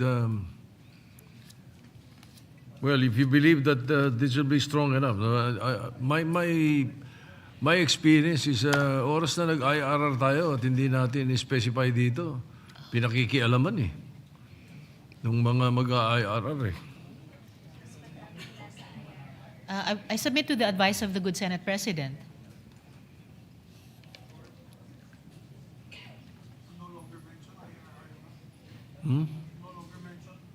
Yes, I think we should not mention it, if you don't mind. I believe, Mr. President. I've seen it. I've seen it in many laws that we have, many bills that we have passed that become into law. Sometimes we could not effectively implement the law because the IRR is not finished. Not You know, released mataon eh. or contrary to what is embodied in the law, Correct. Mr. President. Correct. Sometimes So it maybe we happens. can take out if with the permission of the good sponsor, maybe we can just take out the provision which mentions the IRR. Yes, Mr. President, I'm willing to not move Please. to Yes, propose this and amendment. the best Mr. thing is President. for the Committee on Health to exercise oversight over this particular bill. That will be That is a better than an good, that is a IRR. good amendment, Mr. President. We'll do that so, will Mr. be- President. All right. Thank No you. more, Thank you then. no further amendments, Mr. No President. further amendments, Majority Leader. I think it will be ideal for us to have a clean copy before Okay. we approve on second reading. I'll just move because to of the close, many- Mr. President, I'll move to close the period of amendments. If Yes. All the right. body will agree. Mr. President, with the permission of the body, I move to close the period of amendments. Any objection? Hearing none. Period of amendments closed. Thank you very much, Mr. President. We move to suspend consideration of the measure and wait for the clean copy of the bill. All right. Hearing no objection, the consideration of 1822 is suspended. We also like Thank you, to Mr. make, President. with the permission of the author, Senator Marcoleta would like to also be made co-author of the measure, Mr. President. So for the record, Senator Marcoleta is Yes, Mr. President. made a co-author of the measure. thank you, Mr. President. Go ahead. Thank you. It's now suspended. Therefore, we move to the next item of the agenda, Mr. President. I move that we resume consideration of Senate Bill number 1744 under Committee Report number 26. I so move. Mr. President. Any objection? Hearing none. 1744. Consideration is in order. Thank you, Mr. President. Mr. President, I move that we recognize our distinguished colleague, Senator Joel Villanueva, to sponsor Senator Joel and Villanueva, propose the amendments. sponsor of the measure, is recognized. Thank you very much, Mr. President, Majority Leader. Mr. President, we are ready to receive individual amendments from our dear colleagues, Mr. President, and I think, Your Honor, the distinguished Senate President would like to introduce an amendment, Mr. President. Session is suspended. The President pro tem is asked to ascend to the rostrum.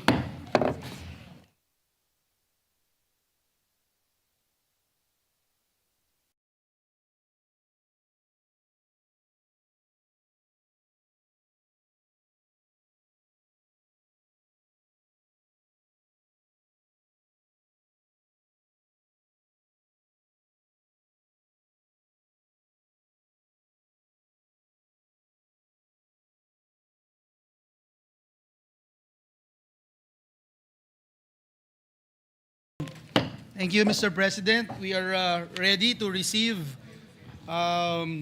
proposed amendments from our dear colleagues. May we yield the floor to our good Senate President, Mr. President. To introduce his amendments, the Senate President is recognized.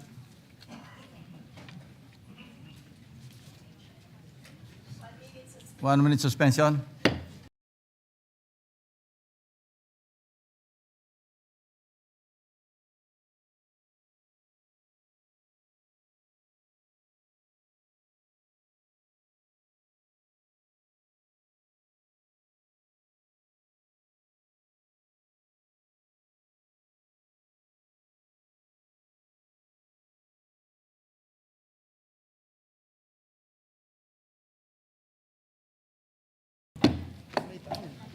Thank you. Will the distinguished gentleman from Bulacan favor us by receiving some of the proposed amendments? We will... Most definitely, Mr. President, will be honored to hear the wisdom of our good Senate President, Mr. President. If there are no anterior amendments, I'd like to propose an amendment on page 4, line 17.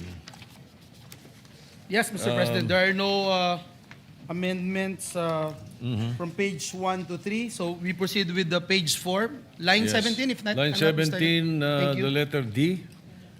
Letter D. I propose that we replace it with not state any detail about the debt except the fact of its existence necessary for any lawful purpose without disclosing the terms of the contract of loan. We accept, Mr. President. In objection, amendment is approved. On page 6, line 26, to continue, Mr. Page President, 6. and somehow, Mr. President, may I introduce, I think Senator Marcoleta is introducing an amendment on page 5, Yes, Mr. sir. President. Yeah, no problem.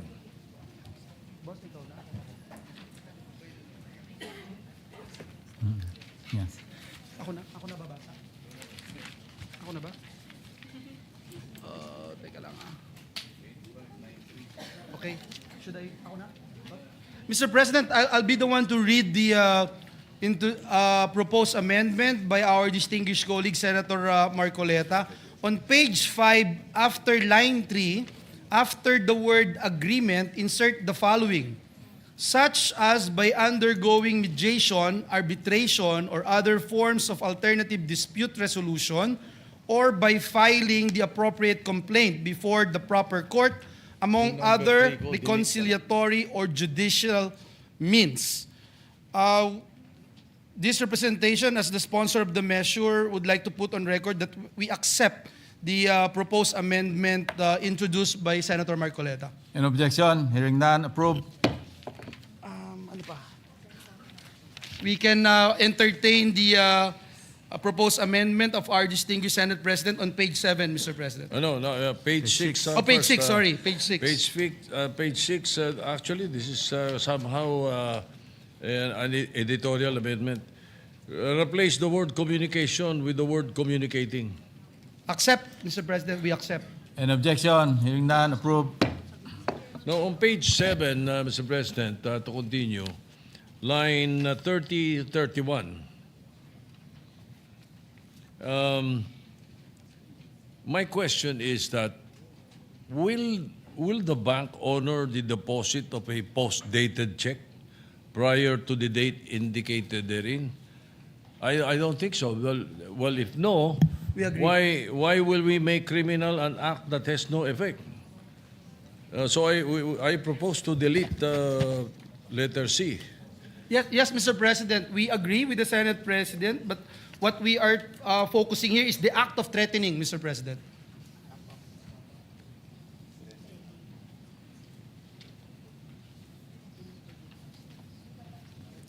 Akala ko may counter sila rin. So, Mr. President, we are amenable to deleting the depositing word, Mr. President. Deleting the Depositing or. depositing or threatening. Yes. Yes. The entire letter C. We No. wanted to retain, Mr. President, the threatening. Okay. Because we are only after the act sige, of threatening. depositing. All right, Yes, all right. Mr. President. I accept, Mr. President, just to delete. Kindly read the whole amendment on line 30 and 31. Line 30. My proposed amendment was to delete it, but apparently, because of the explanation, I will propose to delete depositing or. Or. Yes. Any objection? Hearing none, approved. Thank you, Mr. President. On page 9, if no anterior amendment on page 8. Nothing, Mr. President. Nothing back. On page 9, I propose to add on lines 12 to 14, no? Lines 12 to 14, I propose to add the following words: that either the creditor or the debtor took the matter to court. This will be in lines 13 to 14 to read as follows. So it will now read as follows. The debtor, after they have informed the debt collector through any verifiable means that the debt is in dispute and that either the creditor or the debtor took the matter to court. We accept, Mr. President. That makes it clearer, Mr. President. Thank you. We accept. Are you also deleting the word is after debt? Yeah. No. That the debt is in dispute? Are you also proposing to delete That the word the debt- is? 12. Yes, or the debt took the matter to Kindly read the amendment for the Is in record. dispute? No, we retain it, Mr. President. Retain. That the debt is in dispute and Yes, that either yes. the creditor or debtor took the matter to court. Yes. Yeah, that Alright. should be the correct Yes. construction. Any objection? Hearing none, approved. Thank you, Mr. President. To continue, on page 10, Page line 10. 12. 9, 12. Page 10, line 12. At the end of the sentence, add the phrase, without the consent of the debtor. We accept, Mr. President. Any objection? Hearing none, approved. Thank you, Mr. President. Thank you, Mr. Sponsor. And on page 12, if there are no anterior amendments on the page There 11. are none, Mr. President. Yes, we go On to page page 12. 12. Line 7, 9, 7. Upon the request. replace line 7 until the semicolon, from the word upon up to the semicolon, replace it with, upon the request of the debtor, the debt collector shall have a complete accounting of all the details of the debt, semicolon, provided that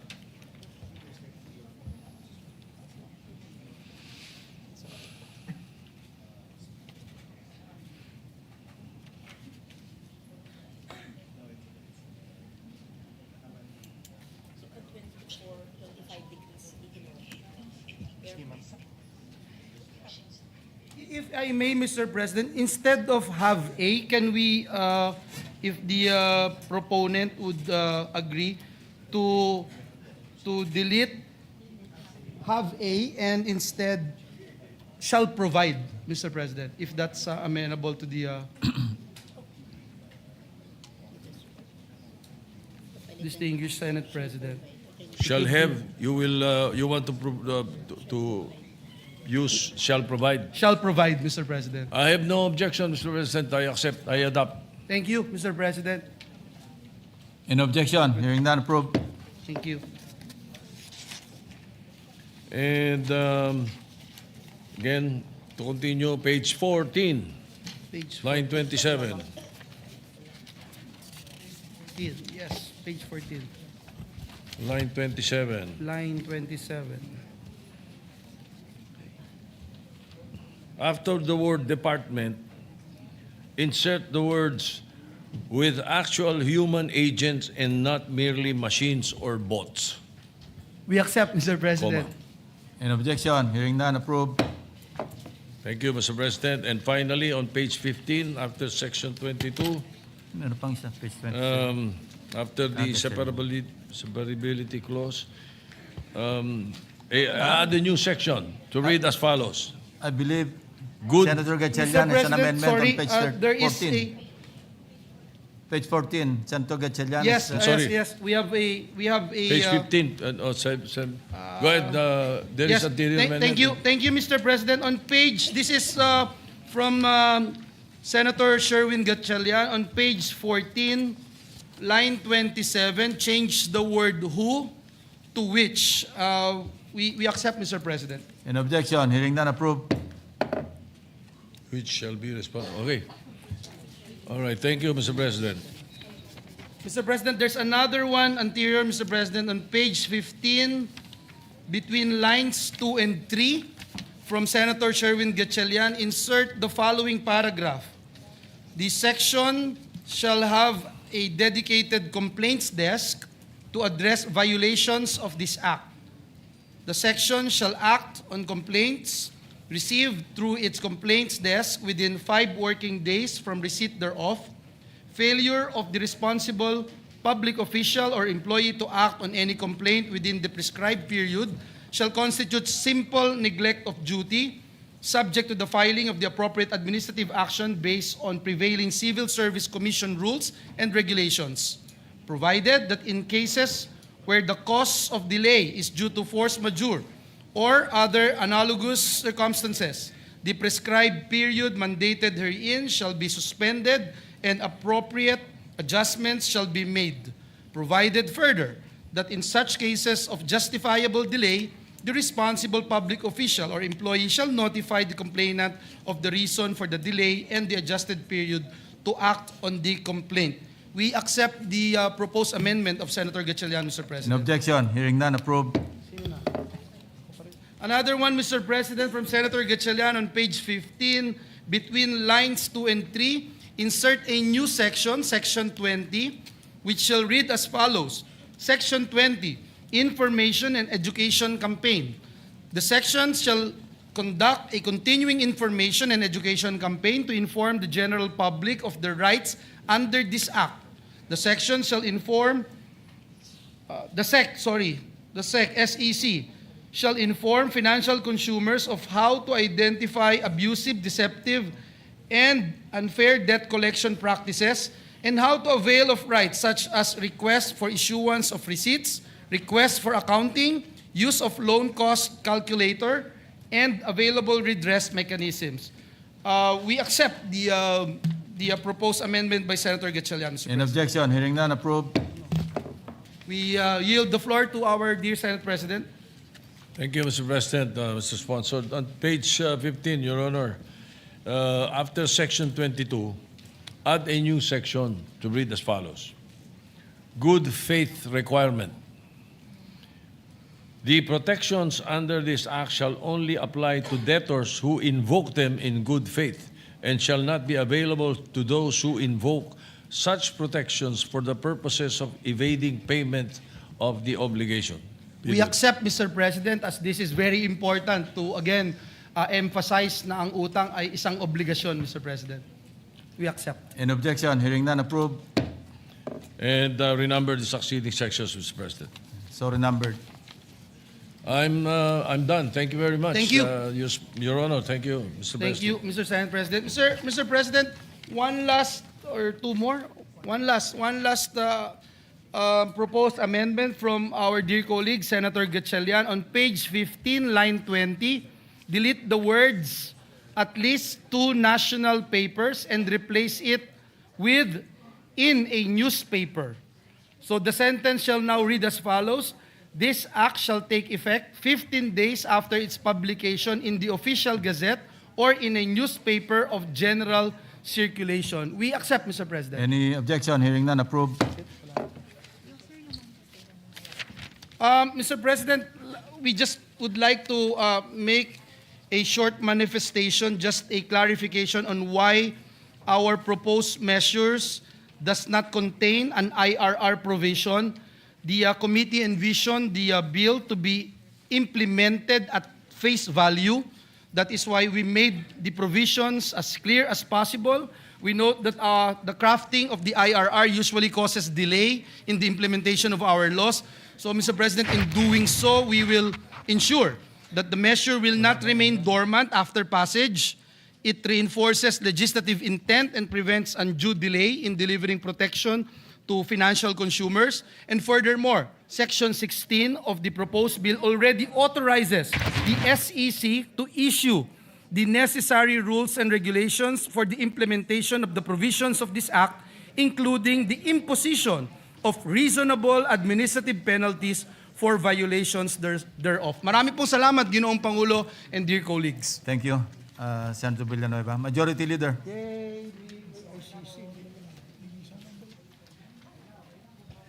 Thank you very much, Mr. President. Mr. President, with that, I move to close the period of amendments. Any objection? Hearing none, period of amendments is hereby closed. Mr. President, I move that we approve on second reading Senate Bill number 1744 under Committee Report number 26. Any objection? Hearing none, Senate Bill 1744 under Committee Report 26 approved on second reading. Congratulations. Thank you very much to the sponsor. Congratulations is in order as well. Thank you. Mr. President, I move to suspend consideration of the measure. Any objection? Hearing none, consideration of the measure is suspended. May I ask for a minute suspension, Mr. President? 1 minute suspension. Ano,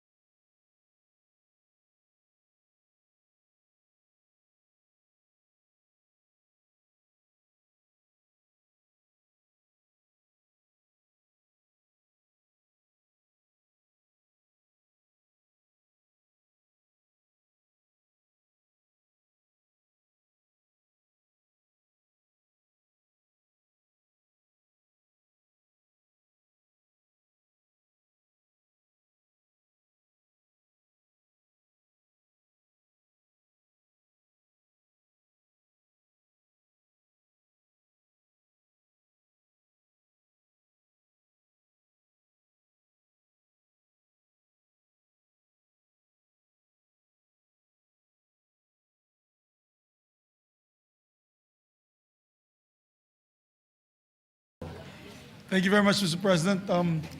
Our distinguished colleague, our Senate President pro tempore, would like to be recognized to avail of the privilege hour. May we recognize our distinguished colleague, Senator Panfilo Lacson. The President pro temp, Senator Ping Lacson, is recognized. Thank you, Mr. President. Mr. President, distinguished colleagues, I rise today on a matter of personal and collective privilege.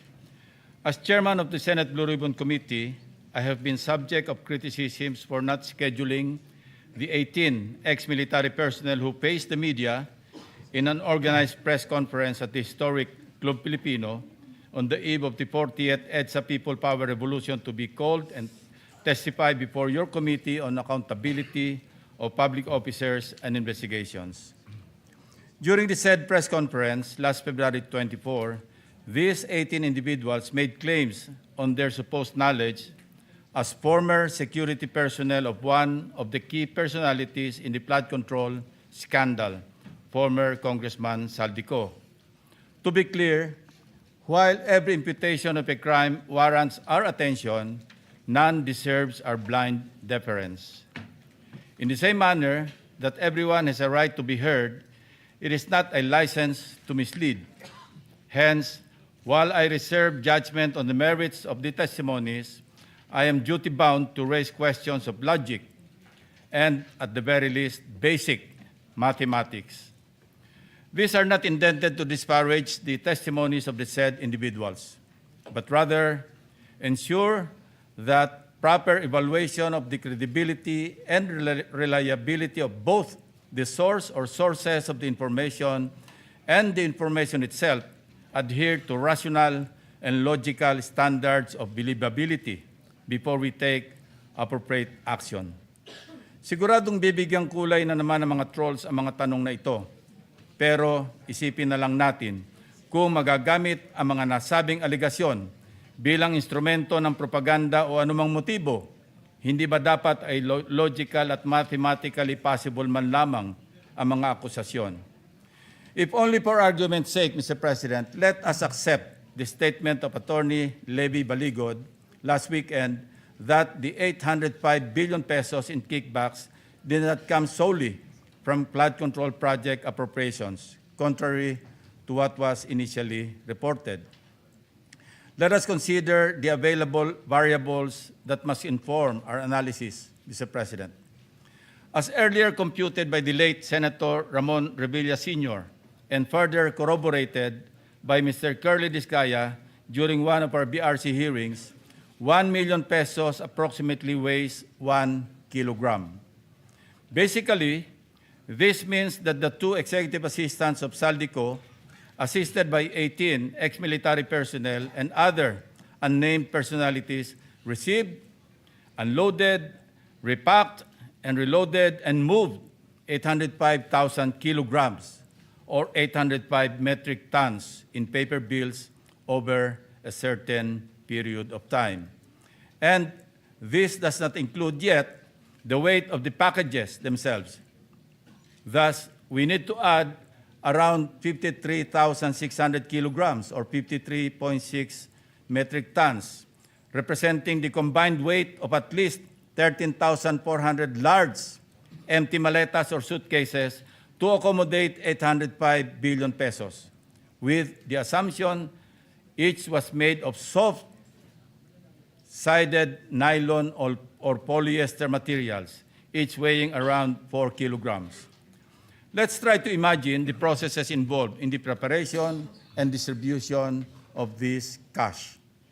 Suppose that the executive assistants or trusted personnel of Saldico, named Mark Tiksay and Paul Estrada, processed 500 million pesos a day, working 24/7, 365 days a year, including unloading, counting, repacking, loading, and delivering the money. This would take 5.5 years or mid-2028. Hindi pa sila tapos mag-deliver hanggang ngayon, Mr. President. If they started in 2023 or mid-2027, if they started as early as the second semester of 2022, when then Congressman Saldico took over the chairmanship of the House Appropriations Committee.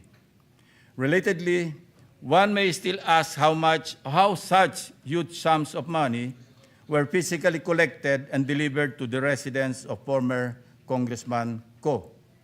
To move this much wealth at a limit of 500 million pesos per day, you would need to make 1,610 deliveries to Saldico's Valle Verde 6 residence or somewhere else. Unloading, unpacking, repacking, reloading, and again delivering to different individual recipients. Even if they do it every single day of the year, it would take them 4.4 years to complete the 800 million peso deliveries, Mr. President. We can only imagine the logistical nightmare involved in the magnitude of the operations of former Congressman Saldico. By the way, following the joint narrative of the 18 security personnel, magkano ang natirang kickback kay Saldico? Zero? Was he just a messenger? Nabanggit ng 18 security personnel sa kanilang affidavit na ang bahay ni Congressman Saldico sa Valle Verde 6, Pasig City ay naging bagsakan ng cash kung saan din ginagawa ni Mark Tiksay, John Paul Estrada at iba pang empleyado ang pagbibilang at pag-impake ng mga ito sa iba't ibang lalagyan. Since former Congressman Saldico served as chairman of the House Appropriations Committee from July 2022 to January 2025, his supposed influence and access to the national budget, assuming he exercised full and unlimited control, were during the period 2023 and 2024 or for a full 2 years. We are also saying here that 85 billion worth of paper bills were encashed from our bank reserves over the years. According to a Bangko Sentral ng Pilipinas, the total physical cash in 2024, meaning the paper bills as well as coins that were currently held by the public and circulating in the economy, including those inside bank vaults, that year stood at 2.7 trillion pesos. That would mean that 400 billion or half of the 805 billion out of the 2.7 trillion pesos of physical cash of 114 Filipinos passed through a single individual, equivalent to around 15% of the total physical cash, both in circulation and those kept in all the bank vaults. Going back to the 805 billion pesos in totality, that was solely and exclusively at Saldico's disposal in 2023 and 2024. If we were to believe the 18 ex-soldiers, then those accumulated over the same period by personalities who are now facing plunder and other cases, like the former DPW's officials, Roberto Bernardo, Henry Alcantara, Bryce Hernandez, etc., contractors, etc., must be factored in to compute the aggregate total of absconded monies from the 2023 to 2024 GAAs. I raise this question to ensure that the testimonies withstand established facts and logic before we even invite them to testify before the Senate Blue Ribbon Committee. Pray tell, Mr. President, if their statements appear to be demonstratively false and physically impossible to accomplish, wouldn't convening a hearing effectively validate and dignify this information? That is my question. Thank you, Mr. President. Majority Leader. I cannot answer the question. No, I Sounds asked the impossible. good gentleman, Chairman of the Blue Ribbon Committee, if he would like to wish it to refer to his committee, but we'll just put it, refer it to the Committee on Rules, Mr. President, for the meantime. Referred to the Committee on Rules. Thank you, Mr. President. Mr. President, to proceed, we also have another distinguished gentleman who would like to avail of the privilege hour, particularly on the issue of the OFWs, because of the war that is happening now in the Middle East. May we recognize our distinguished colleague, the chairman of the Committee on Foreign Relations, no other than Senator Erwin Tulfo. Senator Erwin Tulfo is recognized. Thank you, Mr. President. Thank you, Majority Floor Leader. Mr. President, distinguished colleagues, I rise on a matter of urgent national and international concern. The escalating hostilities between the United States of America, Israel, and Iran, and its serious implications on global peace, regional stability, and Philippine national interests.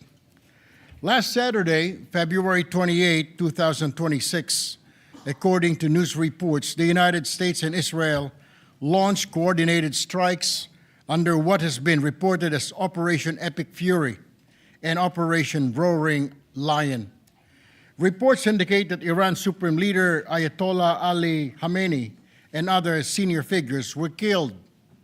Iran responded with airstrikes not only against Israel, but also against U.S. bases and facilities across the Gulf region, including Bahrain, Qatar, Kuwait, and the United Arab Emirates. Civilian infrastructure, including major airports such as Dubai International Airport, have reportedly been affected.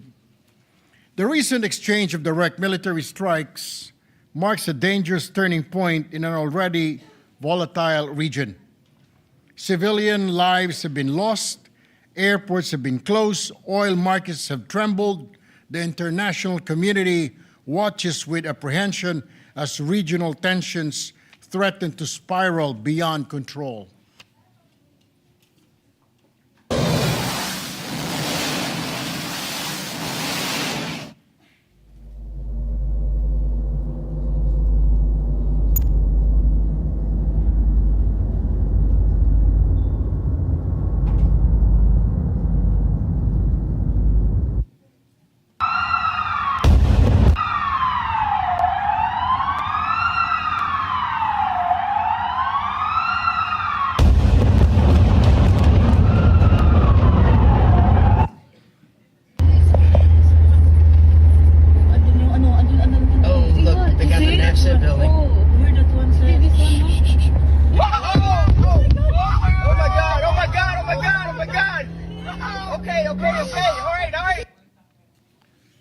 Mr. President, while this conflict unfolds thousands of miles from our shores, its consequences are not distant. First, the safety of overseas Filipinos. Isang Pilipina caregiver po ang naiulat na namatay sa Tel Aviv, si Mary Ann Velasquez de Vera ng Pangasinan. Isa lang po si Mary Ann sa libu-libong kababayan natin na naninirahan at nagtatrabaho sa Israel, Bahrain, Qatar, Kuwait, at UAE. Their protection and safety are not optional, Mr. President. It is our constitutional and moral duty. Mr. President, dear colleagues, we must ensure that evacuation and repatriation protocols are ready, adequately funded, and fully coordinated with host governments. No Filipino must be left behind. No Filipino must be unaccounted for. Second, energy security and economic stability. A significant portion of the world's oil supply passes through the Strait of Hormuz. Any disruption in the corridor could lead to spikes in global oil prices. Ang epekto nito ay tiyak na ramdam ng bawat pamilyang Pilipino. Pagtaas po ng presyo ng gasolina, pagtaas ng pamasahe, pagtaas ng mga bilihin, at panibagong pasanin sa gitna ng patuloy na hamon ng ekonomiya. Kaya kinakailangan na nating tiyakin na may malinaw na plano ang pamahalaan upang protektahan ang ating ekonomiya laban sa panlabas na krisis mula sa sapat na reserbang enerhiya hanggang sa maagap na price monitoring at market intervention. Third, the integrity in international law and the rules-based order. The Philippines has consistently anchored its foreign policy on peaceful settlement of disputes, adherence to international law, and respect for sovereignty. Yes, the Philippines maintains long-standing alliances, yet we are equally guided by our Constitution to pursue an independent foreign policy rooted in national interests founded on peace, diplomacy, and order. Escalation and unilateral military actions, regardless of the actor, strain the very international system that protects smaller states like ours. At this point, Mr. President, it is not for this chamber to inflame rhetoric in a distant battlefield, but it is our duty to affirm what must remain constant: the protection of Filipino lives, the preservation of economic stability, the primacy of diplomacy over destruction, and the urgent call for de-escalation. Accordingly, this representation, Mr. President, filed Senate Resolution 322, respectfully calling upon the appropriate committees, including the Committee on Foreign Relations, Committee on Migrant Workers, and Committee on Energy, among others, to conduct an inquiry in aid of legislation to assess contingency measures to mitigate potential impacts on the ongoing armed conflict. We must keep the welfare of Filipinos worldwide at the forefront of our national response. We must remain vigilant in market monitoring and economic safeguards. And we must support diplomatic efforts through multilateral engagements and regional cooperation aimed at restoring stability. In moments such as this, we pray that prudence, restraint, and wisdom guide the decision of nations. May reason rise above rage. May diplomacy triumph over destruction. Thank you, Mr. President. Thank you, Senator Tulfo. Senator BARMM is recognized. Maraming salamat, Mr. President. Would the gentleman yield to a few questions? Yes. Unang-una po, Mr. President, we support the Chairperson on Foreign Affairs with this move to have a hearing para mapag-usapan ang mga iba't ibang kailangan gawin, no, para matulungan po natin yung mga kababayan natin. I also filed Resolution 321, no? So magkasunod po yung resolution natin at parehas rin po yung subject matter. Yung resolution po natin is calling for urgent measures to ensure the safety, protection, and repatriation readiness of overseas Filipino workers and Filipino nationals in countries affected by the February 28, 2026 United States-Israel strike on Iran and the subsequent region-wide military responses. No? Magkahintulad po, no, yung mga napag-usapan po ng resolution natin, pero nais ko lang pong detalyehin. No? So unang-una, Mr. President, kapag sinabi nating repatriation, tama po ba, Mr. President, ibig sabihin nun, yung mga nais umuwi ay mabibigyan ng chance ang umuwi, Mr. President? Tama po yun, Ginoong Pangulo, good gentleman from Tarlac. Ang ibig pong sabihin noon ay voluntary po. Pag sinabing repatriation, kasi may mga levels po, may alert level 3, voluntary, at alert level 4 ay mandatory repatriation. Ngayon po, Mr. President, we're on alert level 2, right? Alert level 2 po sa panayam ko or pakikipag-usap ko po kay DFA Secretary Tess Lazaro. Ang alert level 2 po ay doon sa mga GCC o Gulf Cooperation Council o yung mga bansa tulad ng UAE, Qatar, Kuwait at Oman ang nasa alert level 2. Habang alert level 3 naman po ay sa Israel at Syria. At ang alam ko po ay alert level 3 pa rin po doon naman para sa mga kababayan natin na naninirahan sa Iran. And Mr. President, pag umabot na yan ng alert level 4, kailangan na pong umuwi. Papauwi na yung mga OFW natin. Yun po ay mandatory repatriation na po yun. Ibig sabihin, kukontakin na po sila ng ating mga embahada, ng ating pong OWA, para sila po ay mag-report o pumunta sa isang lugar kung saan po sila ay pipick upin at dadalhin po sa safe na lugar. Ang problema po ngayon ng ating pamahalaan at hindi lang po tayo kundi ibang mga bansa ay hindi mailabas ang mga iba't ibang lahi kasi nga po sarado ang airspace, wala pong mga eroplano, wala pong mga flight. At ang tanging pamamaraan lamang po na pwede silang ilikas ay sa pamagitan po ng land transport o di kaya paggamit po ng mga barko sa dagat. Mr. President, meron po bang pondo ang OWA, is it OWA or DMW, Department of Migrant Workers, para po sa repatriation ng mga kababayan po natin? Meron po, actually, nung sa BICAM po, na-anticipate na po natin and si Chair Sherwin, tinaasan po natin ng 800 million po ang pondo po ng DMW Office of the Secretary at ang Action Fund po ng OWA ay dinagdagan po natin ng 500 million. Kaya umabot po ito sa 1.3 billion.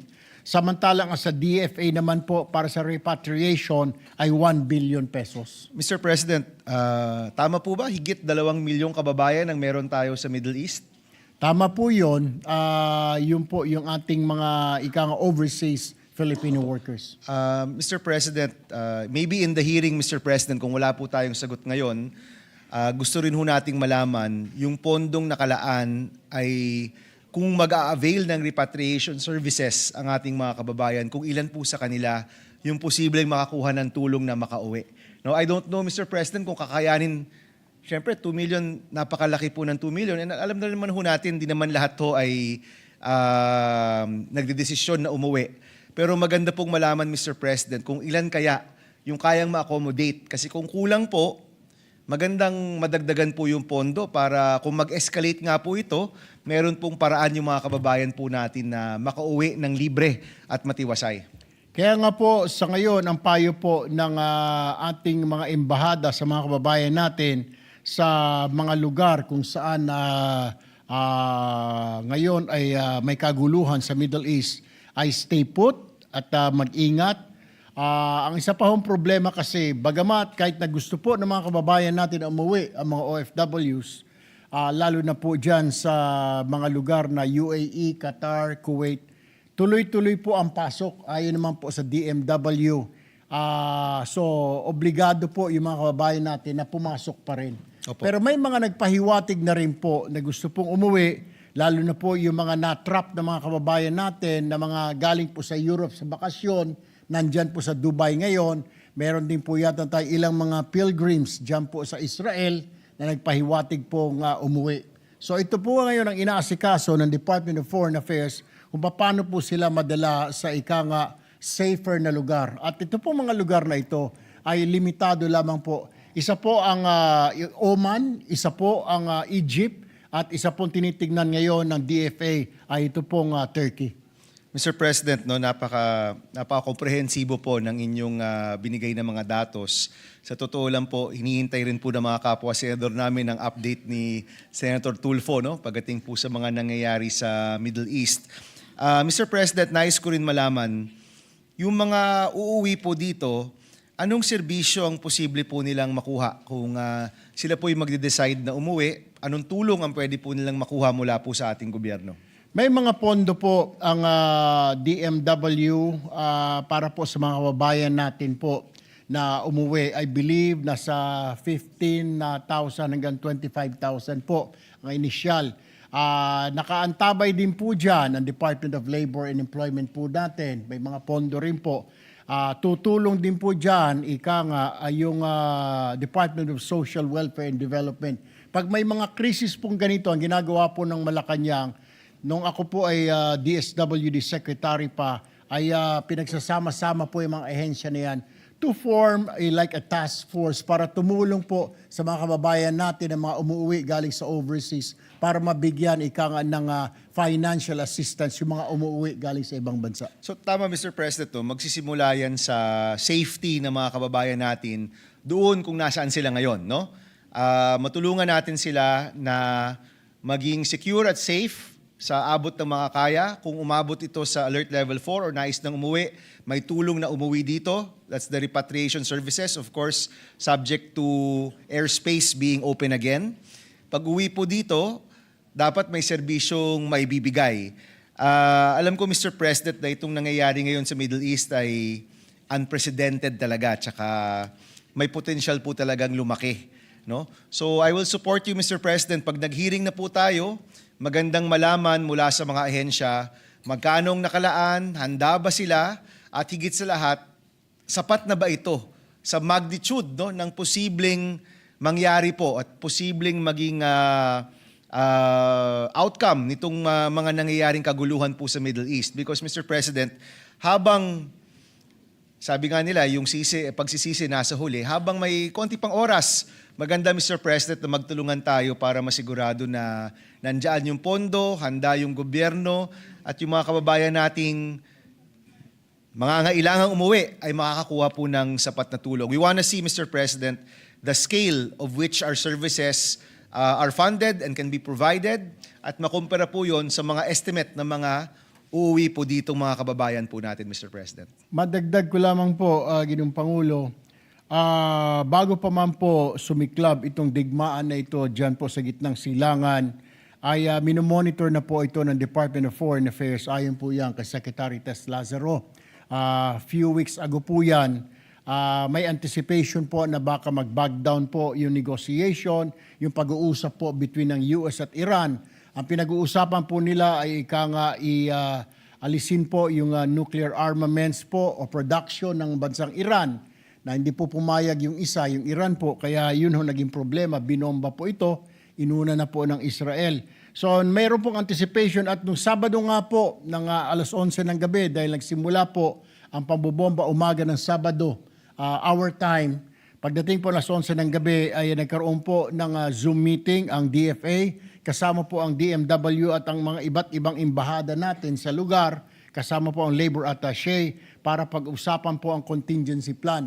Matagal na pong nakalatag ang contingency plan ng ating pamahalaan. Siguro po halos 3 linggo bago po nagkagulo ay nailatag na po yan, at yung mga ruta na kanila pong dadaanan. Na-anticipate na rin po ng DFA na isasara po ang mga airspace sa mga lugar na ito. Kaya nga po ang option lamang ngayon ay through land or sea para mailabas po sila, at yung mga bansa na nabanggit natin tulad po ng Turkey, Oman at saka Egypt, ang siya pa lamang po ika nga ay safe haven para sa mga kababayan natin na magsilikas mula sa ika nga digmaan.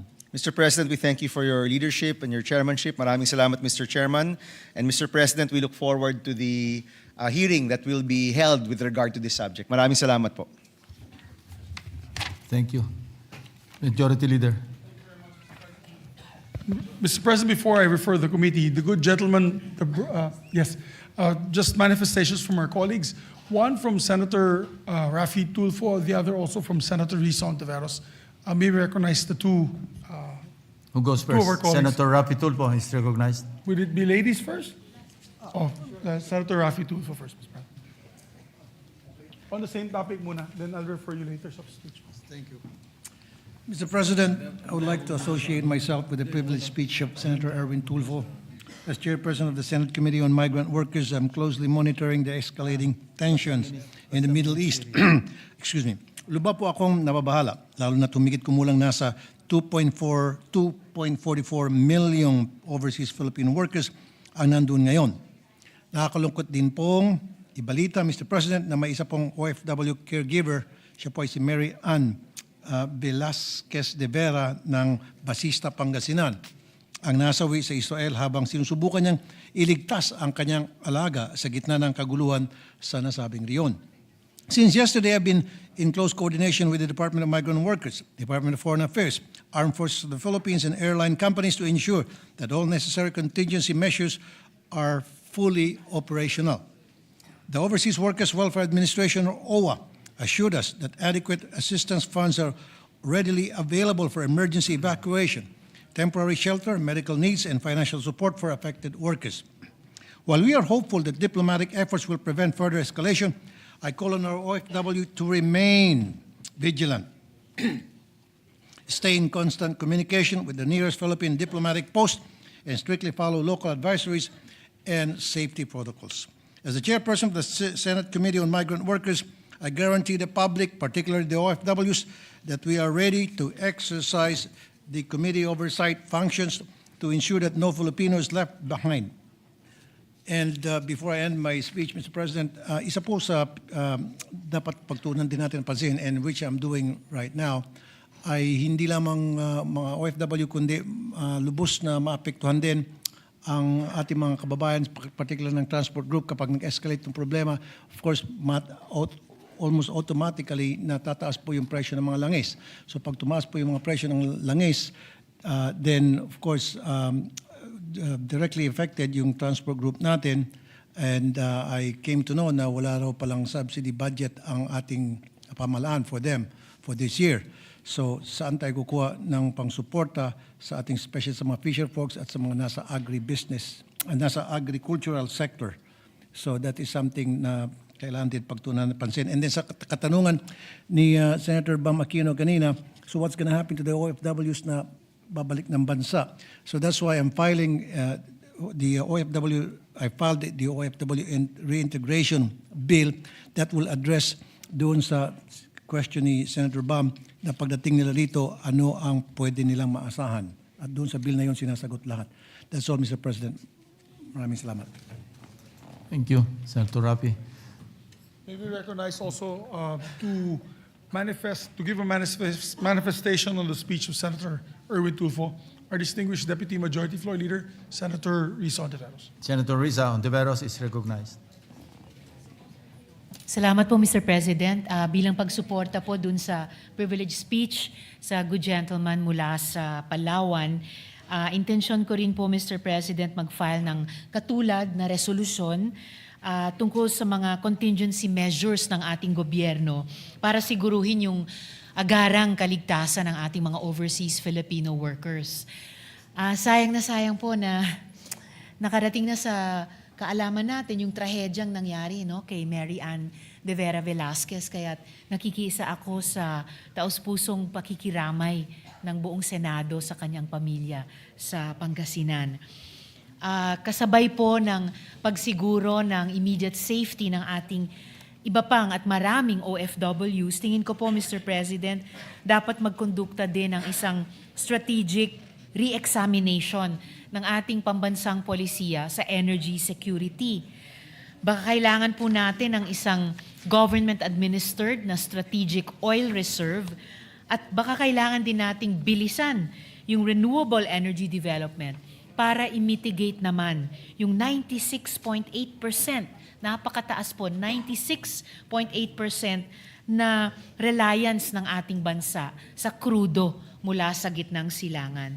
Sa huli po, Mr. President, tingin ko po dapat mag-provide po tayo ng mga fiscal incentives para yung ating mga domestic industries ay magsilbing economic lifeboats, no?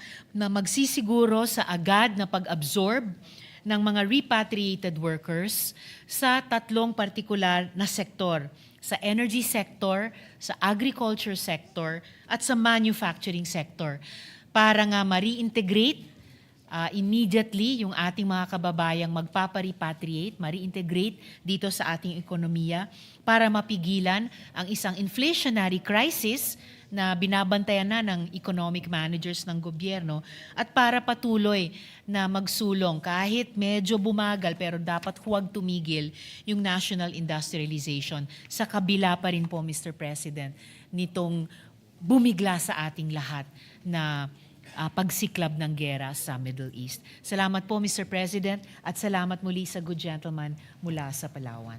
Thank you. Senator Kiko Pangilinan. Senator Kiko Pangilinan is recognized. Thank you, Mr. President. Just maybe one or two questions, but before that, I would like to congratulate our chairperson on the Committee on Foreign Relations for his very timely privileged speech. Malaking bagay po ang nangyayari sa Middle East sa ngayon, lalo na sa mahigit 1 milyon nating mga kababayan na doon nagtatrabaho. Malaki ang agam-agam po nila at ang agarang pagkilos ng ating gobyerno ay isa sa mga paraan para matiyak ang kaligtasan ng ating mga kababayan. If I'm not mistaken, the good senator, as he mentioned earlier, filed a resolution in this regard. I believe Senator BARMM Aquino likewise filed a resolution. And for the information of our chairperson of the Committee on Foreign Relations, we put together, and he signed it, a sense of the Senate resolution calling on urging the Philippine government to immediately implement measures for the protection and repatriation of overseas Filipino workers amid escalating tensions in the Middle East, and to adopt interventions to mitigate the resulting economic impacts on the Philippines. If I'm not mistaken, 22 senators have already signed the resolution. So maybe this, if the good senator is willing and amenable, perhaps through the majority leader, we can already adopt that resolution as a gesture and a symbol of the urgency of the matter, that immediately kumilos ang Senado, pumosisyon tungkol dito at isama na rin ang mga minungkahi sa resolution sa magiging hearing ng ating chairperson sa komite. Is he willing? Sang-ayon po itong representation na ito, Ginoong Pangulo. Yes. With that, I have no other questions. We look forward to the hearing because we also want to know ano ang magiging immediate na mga pagkilos ng ating mga ahensya ng pamahalaan na may direktang kinalaman dito sa mga magiging epekto sa ating ekonomiya, magiging epekto sa ating mga kababayan na sa ibang bansa. Ang isang halimbawa riyan ay nabanggit nga kanina, tataas ang presyo ng gasolina. Meron tayong mga programang fuel subsidies sa transport sector, sa mga magsasaka, sa mga mangingisda. Dahil pag tumaas ang presyo ng langis, hirap ang magiging karanasan ng mga maliliit nating mga manggagawa, magsasaka, mga mangingisda. Yung pag-suspend ng excise tax sa fuel na maaring bumaba ng hanggang 3 hanggang 6 na piso kada litro kung ito ay masuspinde kahit pansamantala. Kaya mahalaga itong pag-hearing na ito para malaman natin ano ang mga hakbang at makapagmungkahi din tayo ng mga hakbang para matugunan ang problema dala ng sigalot sa Middle East. Maraming salamat, Mr. President. Thank you to the distinguished chairperson of the Committee on Foreign Relations. Majority Leader. Thank you very much, Mr. President. Mr. President, I move that we refer the speech of the good gentleman to the Committee on Foreign Relations and the Committee on Migrant Workers. In objection, hearing none, referred to the Committee on Foreign Relations and Migrant Workers Committee. Thank you. Mr. President, while we're still waiting for the additional reference to business, maybe we could recognize another distinguished Congress senator who would like to wish of the use or avail of the privilege hour. Mr. President, let's recognize, Mr. President, Senator Rafi Tulfo to give his privilege speech. Senator Rafi Tulfo is recognized. Thank you, Mr. President. Distinguished colleagues, I speak before you today on a matter of personal and collective privilege. Before I begin, allow me to show a short video. Walang hulog sa SSS, Pinghal Pag-ibig. Wala po yan. Yung benefits namin, walang hulog po.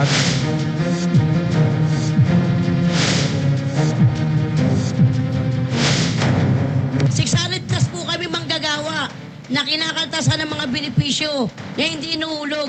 Pati ang mga loan namin, attorney, isipin nyo, simula July, pera namin ang pinagpaguran, imbes sa pakikinabangan ng pamilya namin, sa kanila na pupunta. Di bali kung inuhulog sa inyo eh. Kami apektado rito. Dapat po, bilisan nyo. Kasi baka sarado na company namin, hindi na namin mahabol. Dahil hindi na namin alam kung anong gagawin namin eh. Kunyari na lang, ininsulto kayo, pinunit yung demand letter nyo. Anong susunod na gagawin nyo, ma'am? At ano po yung penalty? Ang akusado po ay ayon sa aming batas ay pinagbabayad po ng 5,000 pesos up to 20,000 pesos.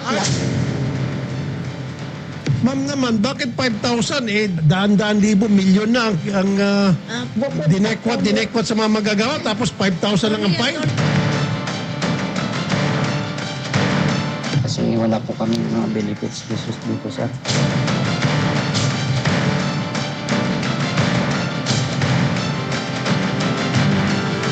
Walang hulog sa SSS. In my almost 30 years in public service in media, broadcasting, and here in the Senate, walang araw ang lumipas na walang lumapit sa aking programa at opisina tungkol sa problema ng ating mga laborers. Wala o kulang na pasweldo, benepisyo, at kontribusyon sa SSS, PhilHealth o Pag-ibig.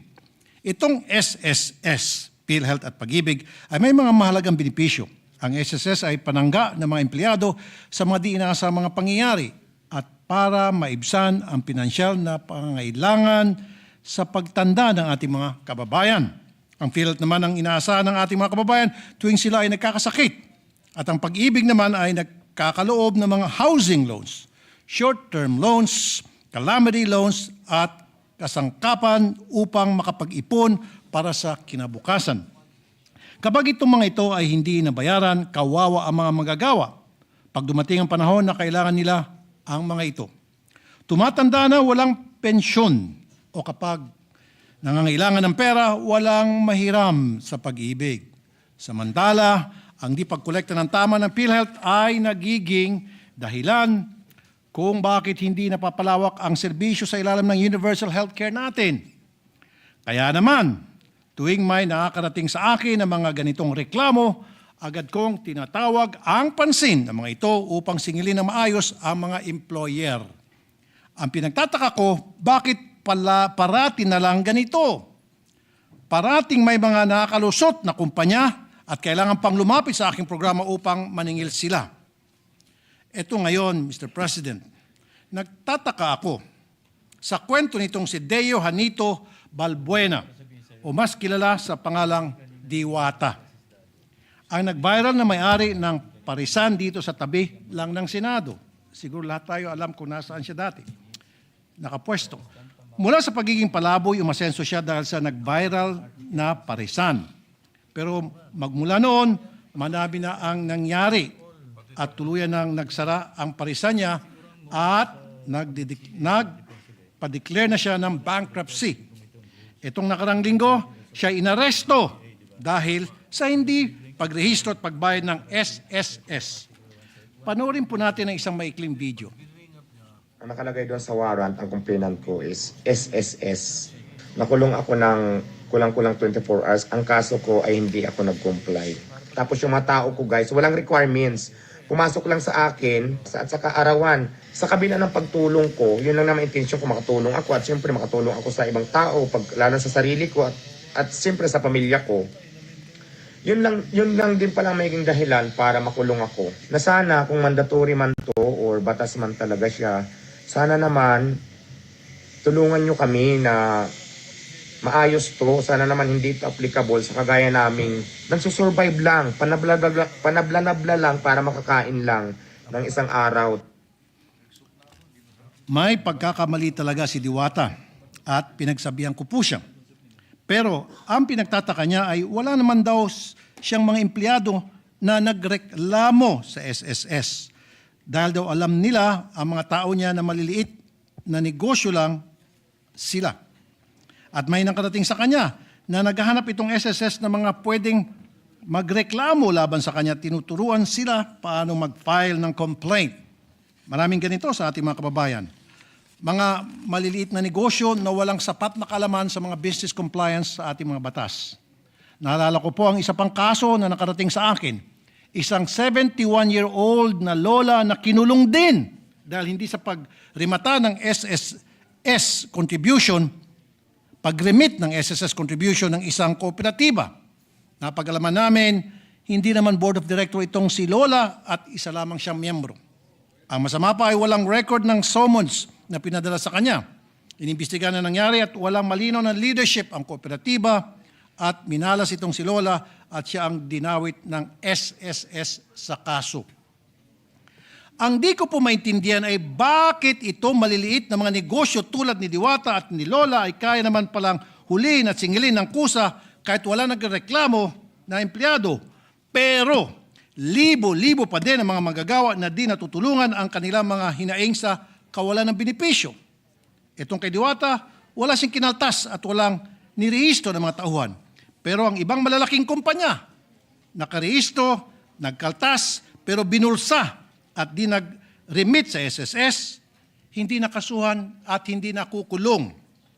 Bakit itong mga empleyado kailangan pang lumapit sa akin para makasingil sa kanilang mga employers? Tulad ng mga security agencies na parati na lang nilalapit sa akin. Bakit di sila masingil ng SSS? Pilal to pag-ibig. Dahil bang may-ari ng mga agencies na ito ay dating mga retired o active military o colonel o general? Bakit ang mga kumpanya ng mga daming empleyado hindi kusang nasisilip at nasisingil? Tulad ng patayan na nabisita ko sa Silang Cavite, 71 na mananahi, walang pasweldo at kontribusyon sa SSS, pero despite that, hindi man lang sila kinasuhan ng SSS at hindi man lang kinulong ang may-ari ng patayan. Mr. President, the SSS has been under scrutiny for uncollected contributions for years.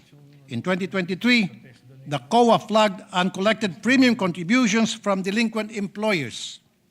According to the report, only 4.5 billion pesos was collected in 2023, which is only 4.89% of the 93.7 billion collectibles for that year. In 2025, SSS bragged that uncollected contributions has gone down to 46 billion pesos. 46 billion pesos is not something to be proud of. Kung itong SSS naniniwala na malaga ang Social Security para sa ating mga mamamayan, dapat walang delinquency na ganyang kalaki. Tapos taas pa ng taas ng contribution rate. Di ba naman madidismay ang ating mga manggagawa rito? Para sa SSS, huwag itong napapakulong ninyo ang mga small business owners ang i-flex nyo, kundi yung sanang makasingil kayo sa mga malalaking kumpanya. Huwag yung mga karinderya at mga parisan lamang ang inyong pinagtutuunan ng pansin. At huwag niyong hintayin na ako kulitin kayo na mangolekta. Ang lalaki ng sweldo ng mga board of directors ninyo dyan sa SSS, hundreds of millions of pesos. Ako, wala naman akong sweldo galing sa inyo dyan, pero bakit ako ginagawa niyong collecting agent? Gawin niyo ang trabaho niyo, SSS. Binigyan namin kayo ng kapangyarihan at sa kakareklamo ko tungkol sa SSS, tinasa ng penalty sa mga violators ng SSS law para magkangipin ang batas. The Social Security Commission, when a person defaults in the payment of contributions, might collect through court action or by issuing a warrant to the sheriff of any province or city, commanding him to attach and sell any property of the debtor. And violators could be held liable for fines of up to 5 to 20,000 pesos and imprisonment to 6 to 12 years. The same teeth have been given to PhilHealth and Pag-ibig. Non-payment of contributions for PhilHealth is subject to fines of 50 to 100,000 and imprisonment of 6 months to 1 year. While for Pag-ibig, violators could be fined with 1 to 10,000 and imprisonment up to 6 years. Dati po, nung ako po'y broadcaster pa lamang na palagi ko pong kinukulang attention ng SSS, bakit napakaliit na multa kapag ang isang employer ay nag-violate ng SSS law at hindi po nag-remit sa SSS para sa contribution ng empleyado. Sa Manila, sa hindi, ay 1,000 pesos lamang po ang multa. So dahil sa aking pag-iingay, ngayon ay tinaasan nila pero not good enough. Mr. President, the problem is how these entities utilize these enforcement powers. I believe they should wield the sword of justice in the same way as the blindfolded Lady Justice who cannot see who is in front of her. They must apply the law equally to the rich or poor. But as public entities whose very core rely on their collection, I assume that they should focus their energy on those companies or businesses where they can collect more. It's just common sense. SSS has a law enforcement group. They even have a program called RACE, or Run Against Contribution Evaders. Pero bakit parang kulang pa din? There is something wrong with the registration, monitoring, and enforcement system. Do not see what's worse, they do not see the urgency of fixing that system. Napakahirap po para sa ating mga business owners, lalo na para sa ating mga MSMEs na mga mag-register at magpalit ng status ng mga empleyado. Mr. President, the informal business sector is the means of livelihood of most of our people. These enterprises that merely sell goods that they personally produce to meet their family needs become the victim of regulation that was meant for big companies. And that is why we have crafted so many laws to address the ease of doing business for small businesses. Magna Carta for MSMEs, Barangay Micro Business Enterprise Law, Negosyo Center Act, among others. Itong Negosyo Center Act, maganda ito dahil nagkaroon ng one-stop shop sa mga LGU para sa small businesses upang makapag-comply sila sa iba't ibang business regulations. Kulang sa assistance ang ating mga maliliit na mamamayan na itinatawid lang ang kanilang munting negosyo. Mr. President, recently there is so much unfairness in the way the power is being exercised by public officials and government entities. I hope they remember that if the law does not distinguish, neither should they when it comes to implementing the law. Be consistent, be fair.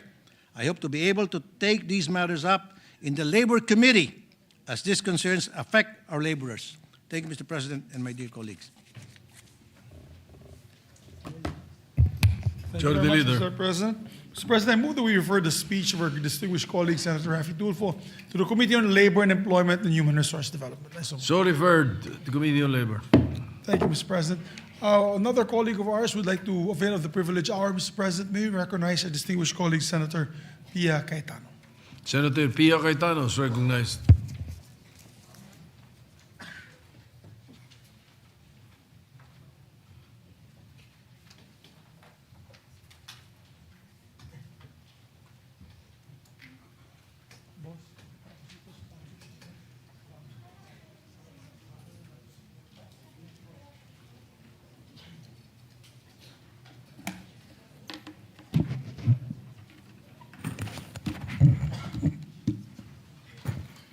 Thank you, Mr. President. I rise on a matter of privilege today on a topic that is very personal to me, but I know also personal to many of our colleagues here who have joined me in this battle. Recently, Mr. President, I think this was late last week, a group of public health advocates pressed lawmakers to impose an absolute ban on the sale of electronic cigarettes, vapes, and in other words, alternative cigarettes. This has been a call that they have been making. I would say this push for a ban has been making its rounds in the last 6 months, maybe in the last year, because all over Southeast Asia, many of our neighbors have banned the use of these products.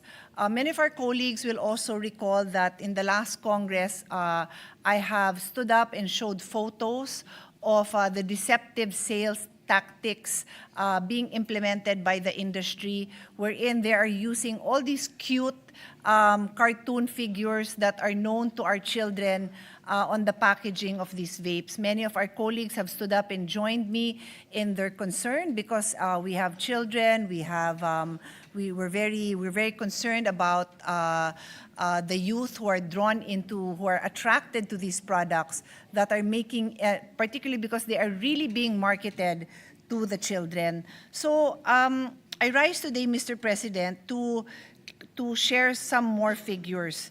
Based on a study of the DOST Food and Nutrition Research Institute, the prevalence of e-cigarette smoking among adolescents aged 10 to 19 increased to 0.8% in 2015.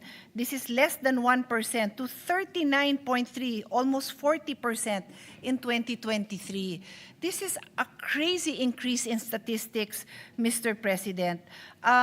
The industry, and I'd like to make clear that the big brands are also owned by the tobacco industry. The tobacco industry would like us to believe that vapes and all these alternative products are safer for us. That has been their battle cry. And there is also a research that has shown that pinaniwalaan na ng mga Pilipino. Nag-shift ang ibang naninigarilyo, nag-shift sila sa cigarettes, or hindi sila stricto sa mga teenagers na anak nila dahil nga ay safer pala yan. It is not safer, Mr. President. So that is the big problem that we have right now. I will repeat figures that I have time and again shared with all of you.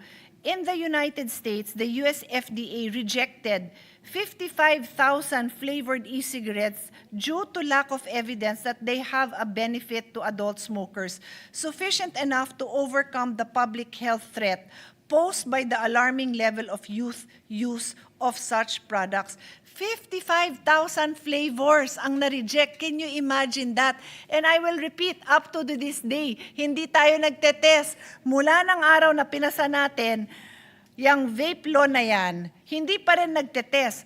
The vape law gave the DTI the power to test and to regulate. They're not doing their job. They are not testing and regulating. They do not have any capacity. They do not have the equipment. They do not have the skilled manpower. They are not doing it. And yet here we are, we allow this to happen, and we have the chance to correct this. I have filed a bill that will remove the jurisdiction from DTI back to FDA. Yes, I know there's probably no one here that is in love with the services that come out of FDA, but if you look at the professionals they have there, they have the professionals, and it is their mandate. It is not the mandate of DTI.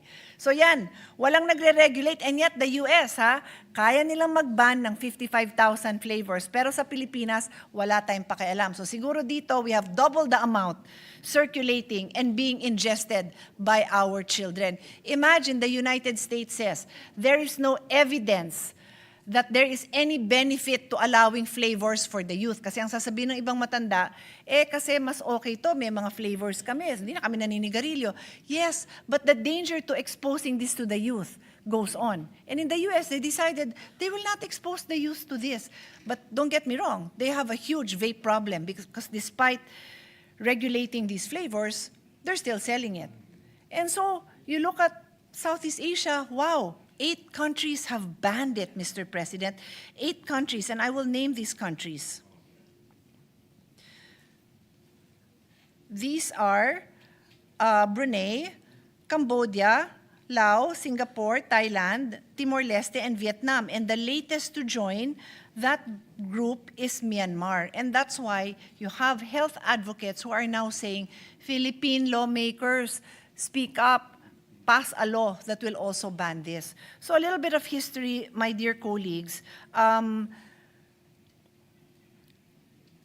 2021, former Senator Ralph Recto filed and sponsored Senate Bill number 2239. This is the Vaporized Nicotine Products Regulation Act, otherwise called, referred to the Vape Bill. We had a period of interpellation for months after that, and on December 16, 2021, this vape bill was approved on third reading. There were only 2 senators who voted against it, myself and Senator Pangilinan. Mr. President, I fought against this bill so hardly because it gives the impression that it is regulating the industry, and yet what it was doing was liberalizing the sale of vape products. From the bill that I proposed, where the law, where it would be, the age of access would be 21, they lowered it to 18. Sorry, let me correct myself. The existing law, which was the sin tax law, provided the age of access at 21 years of age. This vape bill reduced the age to 18. So gusto niya, 18 pa lang, sige, mag-vape ka na. Nakapasa na tayo ng batas na sinabing sa 21 pa kasi nga very vulnerable itong mga young people. Let's allow them to make that decision to try this vape pag medyo 21 na. Tapos binabaan natin, ginawa natin 18. And then, we said that the jurisdiction to regulate is with the FDA. That is also in the sin tax law. Tinanggal yon, nilipat sa DTI. And I have already explained that DTI has done nothing about this. Finally, flavors. We had a total ban on flavors. We only allowed the regular, whatever cigarette tastes like, so tobacco flavor, and pinayagan natin doon menthol. That's it. Comes this vape bill, pinayagan na yung iba-ibang flavors. O ano nangyari? Ayan na, from Hello Kitty to name your other favorite character, nandyan lahat yan on the packaging of the vape products. So this is the result. Almost 40% of our youth are somehow involved in vapes from the age of 10 to 19. But I go on. Let me go on, Mr. President. I think it is today, there was an editorial that, and let me just read a portion of it. I just want to correct the record, Mr. President. There's an editorial that states that it's an editorial that basically criticizes government for liberalizing the vaping industry despite the strong opposition of health experts. And the editorial goes on to say, to express how our youth are exposed to the addiction and fatal lung disease, all of which are supported by the health advocates. But there's just one portion that I'd like to clarify, set the record straight, Mr. President. It also goes on to explain the changes that were made in the vape law versus the sin tax law that I've also explained, and I thank the editorial team for sharing this information. But I'd like to correct this. It goes on here to say that former President Duterte, who had banned smoking in public places nationwide, and that is a fact, gave into the tobacco lobby and signed the bill which both chambers of Congress had passed. So that's incorrect, Mr. President, because that is something that I was watching very carefully. After we passed the vape bill, when both passes, the bicameral conference committee was held on January 26, 2022. Please note that was an election year. Then on March 30, the Senate received a letter from Secretary General of the House of Representatives, Mark Leandro Mendoza, and attached to the letter were the 9 enrolled copies of the consolidated version of the vape bill for signature of our Senate Secretary, Myra Villarica, and the Senate President, March 30, 2022. Then on May 30, 2022, the Senate sent a letter to Speaker Lord Velasco, returning the 8 enrolled copies for its transmission to the Office of the President. The enrolled copies, as following the procedure, were signed by the Senate President and the Senate Secretary. May 30, 2022, na-transmit na yan ng Senate sa House. Almost 1 month later, June 2023, this representation, together with health advocates, conducted a press conference and exposed that the vape bill was still pending in the House of Representatives. Hindi gumagalaw, nandun lang sa House. Andun lang. June 24, the next day, the enrolled bill was transmitted to the Office of the President 5 months after its passage and barely 3 working days before the end of the former President Duterte's term. Inantay, 5 buwan, nakabinbin. 3 working days before former President Duterte's term ended, doon niya natanggap. Walang action si President Duterte, to be fair. So paki-clarify na lang kasi let's report these things correctly. So 3 days. So hindi inaksyonan yun ni President Duterte, and the new term on June 30, the term of the new president, our current president, President Marcos, started June 30. On July 20, 20 days later, this representation again held a press conference along with my brother, Senator Alan Cayetano. He joined me and with health advocates, and we called on President Marcos to veto the vape bill kasi napunta na sa kanya kasi siya na presidente. Hindi niya vinito. So on July 25, 2022, the enrolled bill lapsed into law and became RA 11900, or the Vaporized Nicotine Products Regulation Act. So I'm just clarifying that fact because I think we should all be responsible for our actions. So if I voted for something, I should be responsible for it. If I didn't vote for something, I'll be responsible for it. So former President PRD did not pass it naman. Hindi niya 3 days nga lang mag-expire na yung term niya, dun lang binigay. And I feel like this is just me, this is just my opinion, but something happened there. 5 months, hindi pinadala. Tas pinadala 3 days before. And I know how the tobacco industry works. That's why am I not surprised? So here we are today, Mr. President. I know none of these tobacco bills are priority bills, but I ask my dear colleagues, join me in making this a priority. This is eating at the health of our youth. Lahat na ginawa natin kanina, our chairperson of the Committee on Health, and in fairness, how many bills has she sponsored? How many bills has she heard addressing health issues of the nation? So many of our colleagues will stand up and to interpolate and to amend, and I think we're doing a good job, but let's not turn our back on this pressing issue there's a strong lobby. Let's do the right thing. Let's stand up and decide. Are we going to join our colleagues in a total ban? The bills I filed, by the way, which came after the vape bill, the vape bill became the vape law, were returning the jurisdiction to FDA, prohibiting sales to persons below 21, banning the different flavors, banning the sale in school areas, because now they also, we are actually selling just 100 meters. 100 meters, dun lang yun. Ang dali-daling takbuhin ng bata yun, yung 100 meters from their school. So there's so much we can do, including the discussion on the ban. So that is the gist of my privileged speech, Mr. President.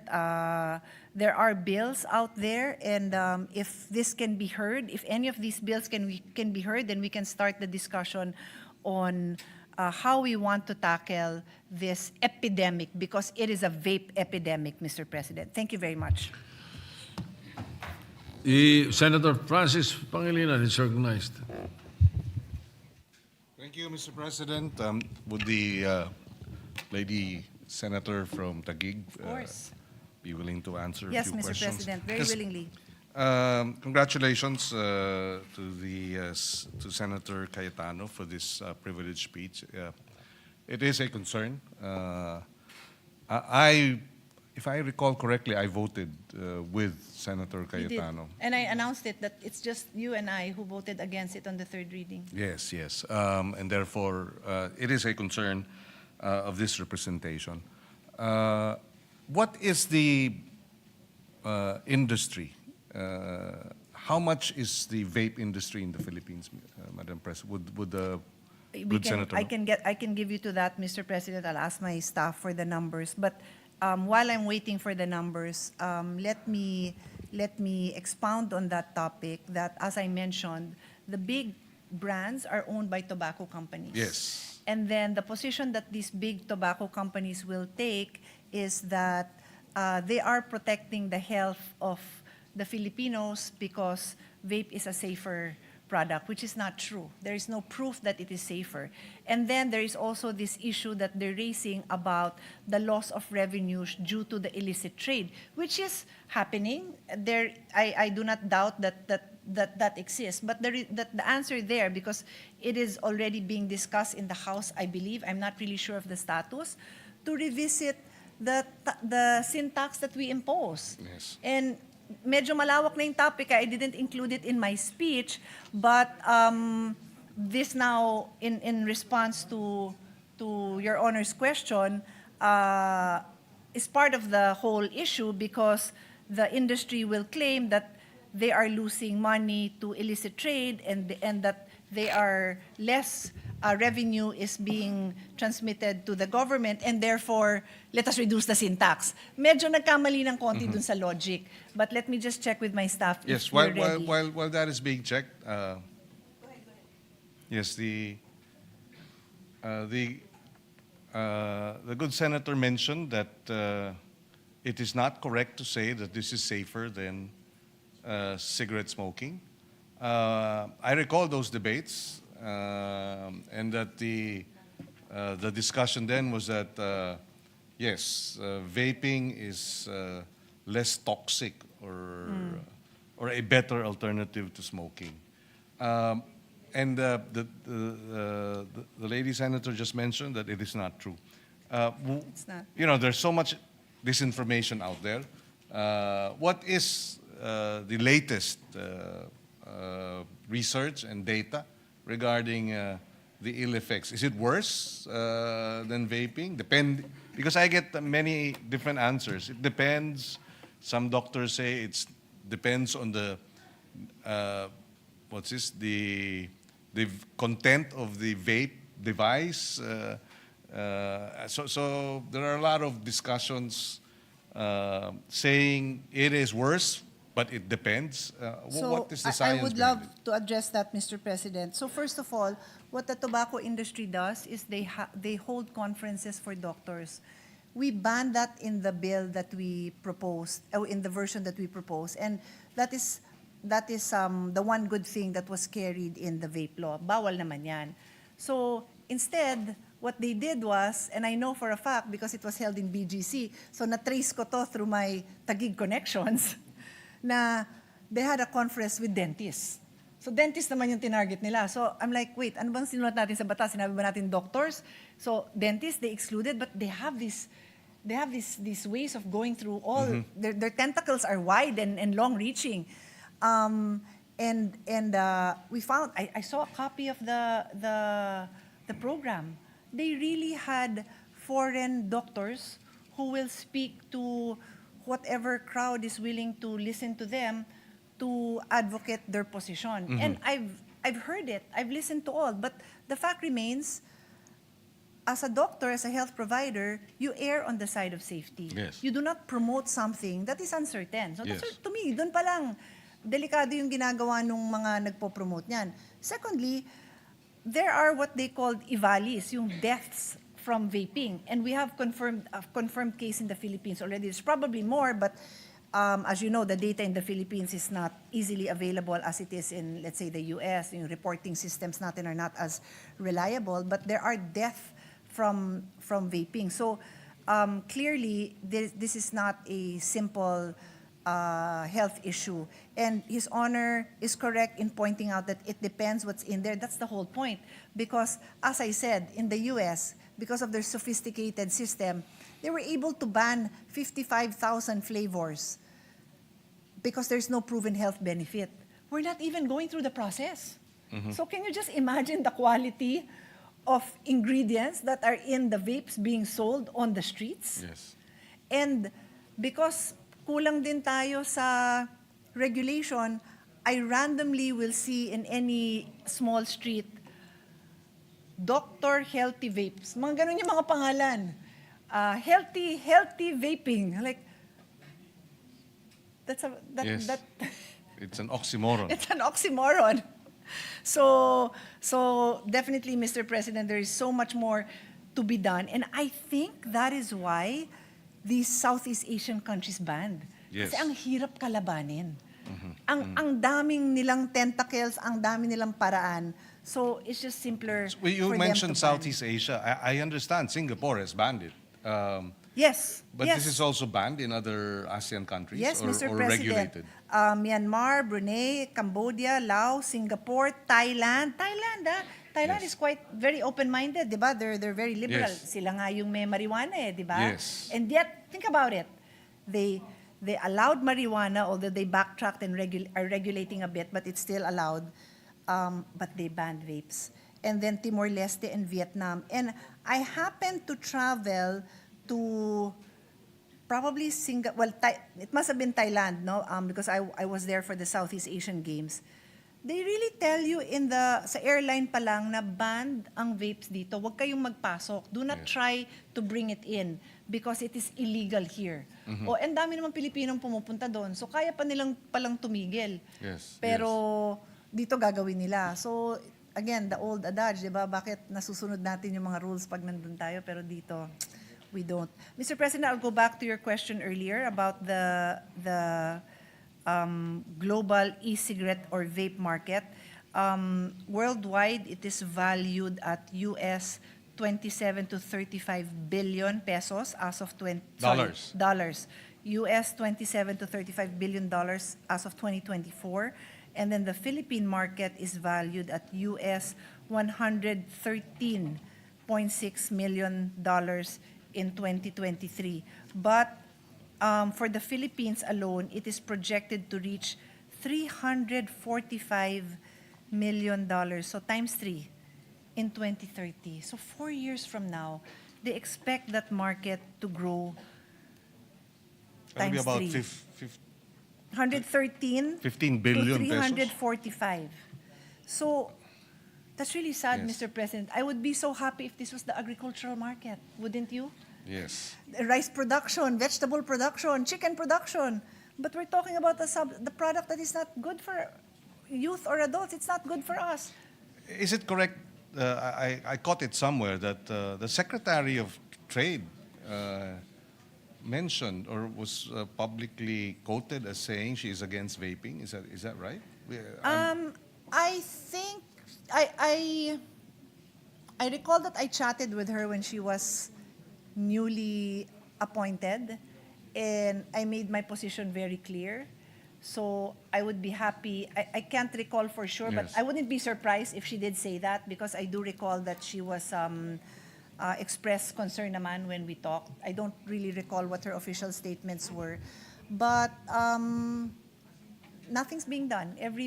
Usually every budget I bring this up, and wala silang means, and they Yes. don't really bother because There are other concerns. they have other concerns. It's obviously not their priority.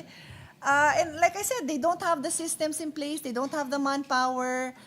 It's not even their mandate. I feel like, what case do you file against an agency that takes upon itself a task that is not within their mandate, but by law, it was given to them? So, Yeah, I remember the debates. that Exactly. it should not be with the Department of Trade. It should be with the Department of Health. Exactly, and Mr. the FDA. President. Yes. Yes. Well, we'd like to thank the good senator, and we place on record that she has our full support, and we look forward to being able to bring the measure on the floor for debates. Thank you. Thank you. Thank you, Mr. Thank you, President. Mr. President. Thank you, Majority. Thank you, Mr. Majority President. Leader. Mr. President, move that we refer the, oh, sorry, may we recognize our distinguished Deputy Majority. Senator Risa Ontiveros recognized. Salamat po, Mr. President. I heard the good gentlewoman from Taguig and Pateros's privileged speech. I thank her for the affirmation of the continuing work of the Committee on Health. And I would just like to make it of record that we will agenda her bill, to hear her bill during the next hearing. Naka-waitlist lang po. Oh, thank you. Ngayon ang komite for a room next week, Mr. President. That's amazing, Salamat po, Mr. President. Thank you very and to much. the good gentlewoman. So with that, Mr. President, we already know where this speech is going to be referred to. No, it's okay. We're going to refer it, Mr. President. No. We move to refer it, Mr. President, to the Committee on Health and Demography, Mr. President, for immediate action by the chairperson. So referred to the Committee on Health. Thank you very much. We thank also the Go ahead. sponsor of the privileged speech. Mr. President, I move that we transfer from the calendar of ordinary business to special order Senate Bill number 1899 and the committee report number 32. I so move, Mr. President. Any objection? 1899 is transferred. May we consider Senate Bill number 1899 and ask the Secretary to read the title of the measure. Sponsor. Any objection? Hearing none, consideration of 1899 is in order. The Secretary will read the title of the measure. Anak allowing the Department of Education the flexibility to determine the pedagogical approaches to be implemented in the basic education curriculum, amending for the purpose Section 5 of Public Act Number 10533 or the Enhanced Basic Education Act of 2013. Mr. President, may we recognize the sponsor, our distinguished colleague, Senator BARMM Aquino. Senator BARMM Aquino is recognized to sponsor the measure. Yes, Mr. President, dear colleagues, magandang gabi sa inyong lahat. Mga kababayan at kapwa ko Pilipino, magandang gabi po. The Committee on Basic Education is pleased to present Senate Bill number 1899 under Committee Report number 32, otherwise known as the Curriculum Flexibility under the Enhanced Basic Education Act. Nais po nating pasalamatan ang EDCOM 2 at ang ating counterpart sa EDCOM, my co-chair, Representative Roman Romulo, para po sa panukalang ito. Dahil po sa kanilang dedikasyon, ngayon po naaaksyonan na po natin ang isang reforma na makakatulong sa mga estudyante at gurong Pilipino. Spiral progression was instituted to address discontinuity and fragmentation in the pre-K-12 curriculum. This model was meant to ensure long-term retention by repeatedly engaging learners with core concepts with increasing complexity over time, hence the term spiral progression. However, Mr. President, this methodology was legislated alongside the Enhanced Basic Education Act. According to EDCOM 2 and according to our own consultations with teachers, nakita ho namin how this rigidity of the legislated curriculum sequencing has been challenging to our students and teachers. In short, Mr. President, naging batas ang paggamit ng methodology na ito sa ating bansa. Nais natin, Mr. President, na magkaroon ng flexibility ang ating Department of Education sa curriculum na kanila pong ginagamit. Rather than mandating specific methodologies, binibigyan po natin ng espasyo ang DepEd na magkaroon ng flexibility sa kanilang paggamit ng curriculum. Mr. President, our proposed bill gives DepEd, school administrators, and teachers leeway in planning and adjusting the curriculum that will be implemented in every classroom. We will no longer include the requirement of spiral progression as the only way to teach our students. With this amendment, we will be legislating standards for our basic education curriculum rather than specific methodologies. Hindi po natin ibig sabihin na hindi nagagamitin ng spiral progression. In fact, Mr. President, it can still be used by our schools and by our teachers.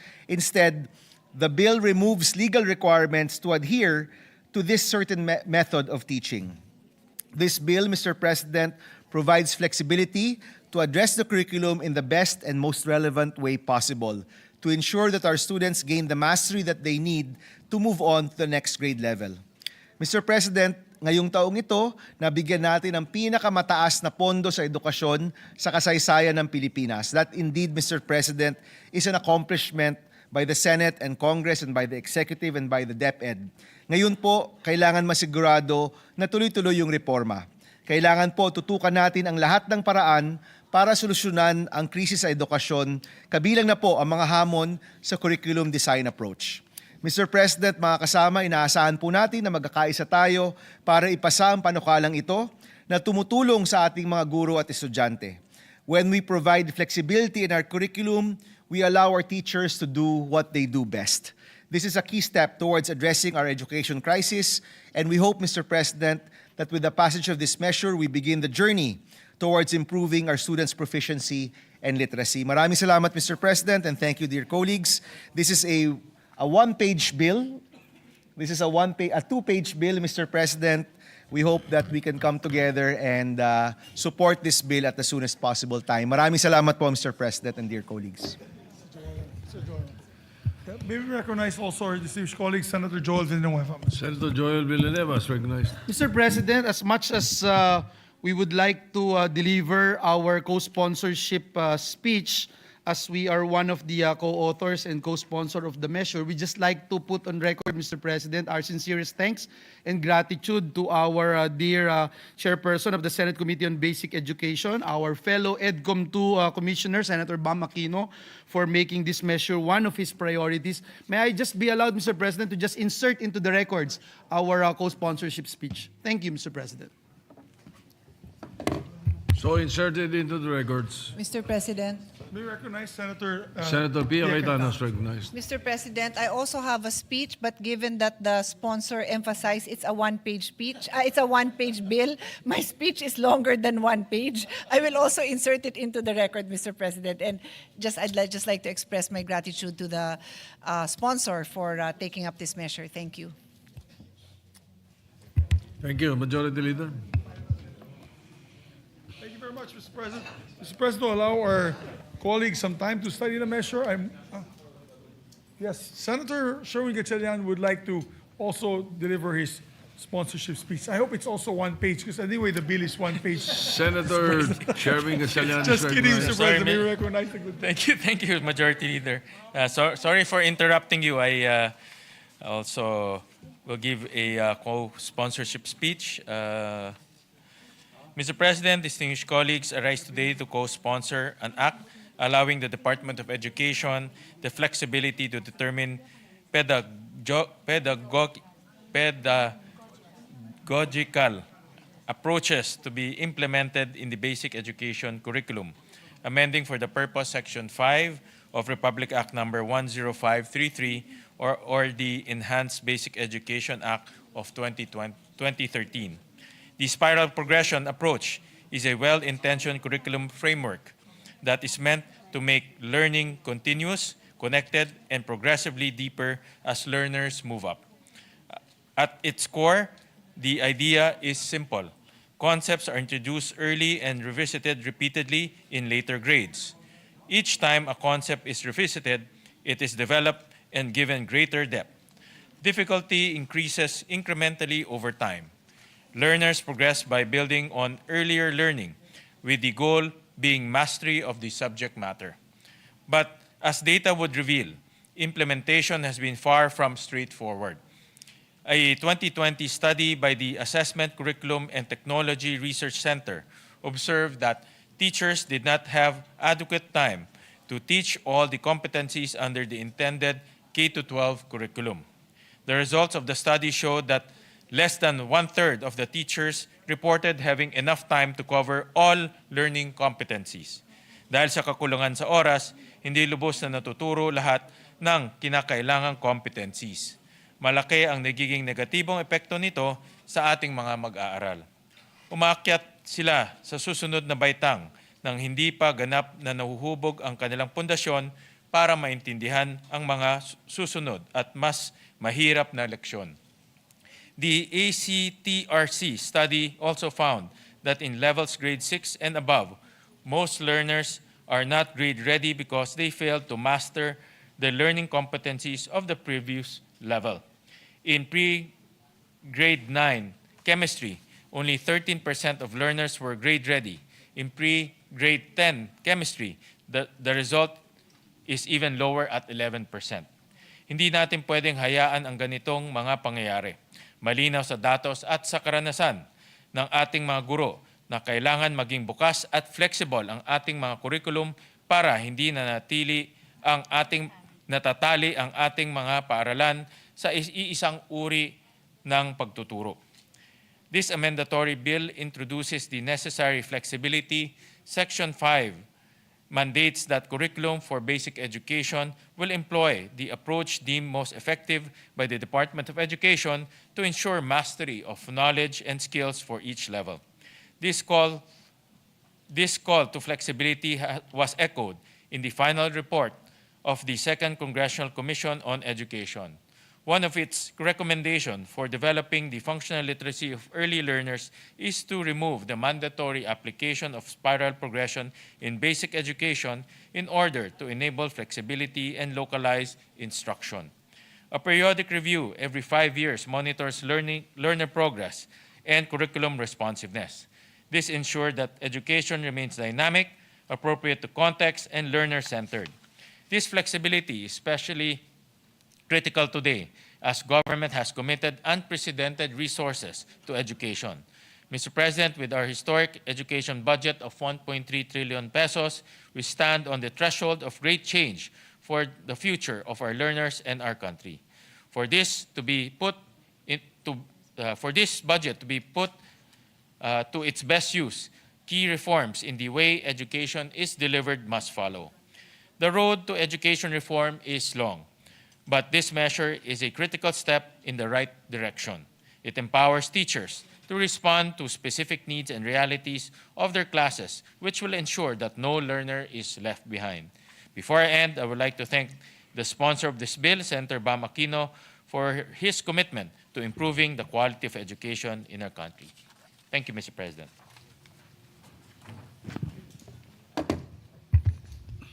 Thank you very much, George Mr. Leader. President. Mr. President, to allow our colleagues to study the measure, we move to suspend consideration of the measure. Any objection? Hearing none, consideration of the measure suspended. Mr. President, I move that we transfer from the calendar of ordinary business to special order Senate Bill number 1910 under Committee Report number 37. Any objection? Hearing none, consideration is transferred. I move that The bill is transferred. Thank you, Mr. President. I move that we consider Senate Bill number 1910 and ask the Secretary to read the title of the measure. Hearing no objection, consideration is in order. The Secretary will read the title of the measure. And now providing for a free financial education to overseas Filipino workers and their families. May we recognize the sponsor, Mr. President, no other than our distinguished Chairman of the Committee on Migrant Workers and Labor, Senator Raffy Tulfo. Senator Raffy Tulfo is recognized. Thank you, Mr. President. Good afternoon, Mr. President, or good evening, Mr. President.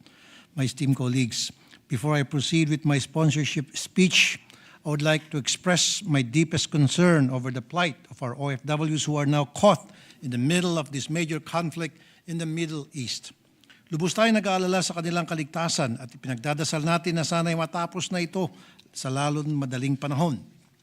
Kahapon, I took the liberty of meeting online with the DMW, OWA, DFA, and other concerned offices, and they assured us that our government is exhausting all resources to ensure their safety and security. Gayunpaman, if the situation worsens at mapupunta tayo sa mandatory repatriation, gusto natin may uwi lahat ng ating OFWs na hindi lang ligtas, ngunit mayroon pa ring pagkukunang pagbalik dito sa Pilipinas. There is an urgent need to protect not only their physical well-being, but also their economic well-being. If there's one lesson that we learn from this war in the Middle East, it is the fact that we must always save some for the rainy days, ika nga. Having said that, Mr. President and esteemed colleagues, I have the honor to sponsor today proposed bill number 1910 under Committee Report number 37, or the Free OFW Financial Education Act. This is a measure that seeks to protect, empower, and uplift the very people we proudly call today as our modern-day heroes. Maliban sa giyera at mga kalamidad na maaaring magdulot ng kawalan ng ipon at trabaho, ilang beses na rin tayong nakatanggap ng reklamo patungkol sa mga financial scams na nabibiktima ang ating mga OFWs. These scams come in different forms: employment or illegal recruitment scams, love scams, cryptocurrency investments, mutual funds, easy money or fly-by-night investments, and pyramiding scams, among other things. Sa mga scam sa social media, marami sa mga OFWs natin, even while they're still abroad, even before sila ay babalik ng Pilipinas, sila ay naluloko na scam. In some cases, pagbalik nila, wala na silang pera, ubos na. Inengganyo na po, niya po kami kasi for expansion daw po siya ng capital ng pinaka-business po. Then nangako din po siya ng malaking interest po. 40% interest po. 40%? Po, monthly po. Wala ka pera-pera ngayon? Wala. Nag-uwi ako sir kahapon. Sa totoo lang, hindi naman ako sinungaling at tao. 200 lang nagutom ako sa airport. Dumiretso si Mamata from the airport, diretso dito. Oh, walang-wala nga ako mga pasalubong, wala. Damit ko. Sa maleta. Ang damit ko sir, ano lang yun, mga lumang gamit ko sa J-Dayo. Wala ka man ng pasalubong. Wala, kahit tingkayin ko pa yung bag ko, wala kahit isang pirasong biskwit o isang pirasong candy, wala. Wala kayo naipon, ma'am? Wala sir, kasi may dinastusan ako, hindi nga nakatapos ng pag-aral yung anak ko. Kaya nga yan sinasabi ko hopefully maging batas na po yung financial literacy. Tuturuan po kayo, tutulungan din kayo ng gobyerno kung papaano po yung perang pinaghirapan nyo sa abroad, makakaipon kayo, pagbalik nyo rito, meron kayong pera. Ginamit niya yung SK chairman yung position para mahikayat ako mag-invest. At 300,000 po? More or less, sir. Ganon po. Investment po, sir, sa manukan at saka sa baboy. Nagkaroon kasi ako ng problema ko sa Hong Kong. Bali, naging doble-doble na yung problema ko, sir. Tsaka hindi ko na kaya yung mga problema ko dahil nagkapatong-patong na. Depressed na po ako sa buhay ko, sir. Dahil wala akong trabaho sa Hong Kong. Kahit mahirap lang kami, sir. Marunong kami lumaban ng patas. Yung pinangarap ko, naging ganito na lang. Sayang. OFW ko, gusto ko rin kumbaga nagalit ako, aaminin ko. Maganda yung offer mo gusto ko rin umuwi ng Pilipinas. Sabi ko, baka ito yung pagkakataon ko. Dahil sabi ko sa'yo nung una, di ba? Huwag mo lolokohin. Yung pera ko ito para sa anak ko. 9 years ako hindi umuwi ng Pilipinas. Para lang mapag-ipunan ko ang edukasyon ng anak ko. 9 years, alam mo yung sinabi ko sa'yo, nagkamakaawa ko sa'yo. Ibalik mo lang yung puhunan ko, kahit walang tubo. 9 years, Joanne. Hindi ko nakita ang anak ko. Nakakalungkot na ang bawat pawis, pagod at hirap ng ating mga OFWs ay napupunta lamang sa mga scammers. Kadalasan, nababaon pa sila sa utang at nakukulong. The truth is, many OFWs return home with very little savings, minimal investments, and no long-term financial security. Like I said, many of them fall victims to scams fraudulent investment schemes, excessive recruitment fees, and poor financial decision made without proper guidance. A survey conducted by the Philippine Statistical Authority on OFWs revealed that the bulk of their remittances go to personal consumption, or 47.4%, followed by savings, which comprise to 24.8%, while investment in property, business venture, and financial instruments account for the remaining 12.6%. In other words, only a meager portion of their money is saved or invested, which sadly, most often than not, go to the hands of fraudsters and scammers. To address this problem, it is therefore imperative to institutionalize measures that will help our OFWs develop financial responsibility and independence. The government must promote financial literacy to help future-proof OFWs and their dependents. Financial literacy will empower our migrant workers to avoid predatory lending, invest in legitimate enterprise, build emergency funds, secure insurance and retirement plans, and to start business upon returning home. Specifically, this legislative measure will, number one, mandate all OFWs to undergo more extensive and comprehensive financial literacy orientation seminars, which will be integrated in their pre-departure orientation seminar, or PDOS, as well as in their post-arrival training seminars, or PATS. These trainings will also be incorporated in pre-migration orientation seminars, or PMOS, OFW family and children's learning sessions, and other similar activities. Number two, place the DMW as the lead implementing agency in coordination with the Department of Finance, the Bangko Sentral ng Pilipinas, OWA, the DICT, DILG, the SEC, and other pertinent banking institutions, and most importantly, number three, provide that these mandatory financial literacy trainings and continuing education shall be free of charge. Currently, the DMW is implementing the Pinansyal na Talino at Kaalaman, or PITAKA program, in coordination with the OWA, Bangko Sentral, and BDO Foundation, whereby financial literacy videos are disseminated online via YouTube and Facebook. Dito po, tinuturuan sila kung paano mag-impok, magkaroon ng tamang pananaw sa pag-iimpok at mag-invest ng kanilang pera sa litimong pamamaraan. Mayroon din yung Financial Awareness Seminar and Small Business Management Training, or FAST SBMT. That includes skill training in setting up and developing a business. The Securities and Exchange Commission and the Philippine Stock Exchange, in partnership with the DMW, also conduct educational tours for OFWs to gain exposure to stock marketing, trading, investment funding, and scam prevention. In 2026, the DMW has also been aggressively expanding its partnership with private stakeholders to initiate other relevant programs that will financially empower our OFWs.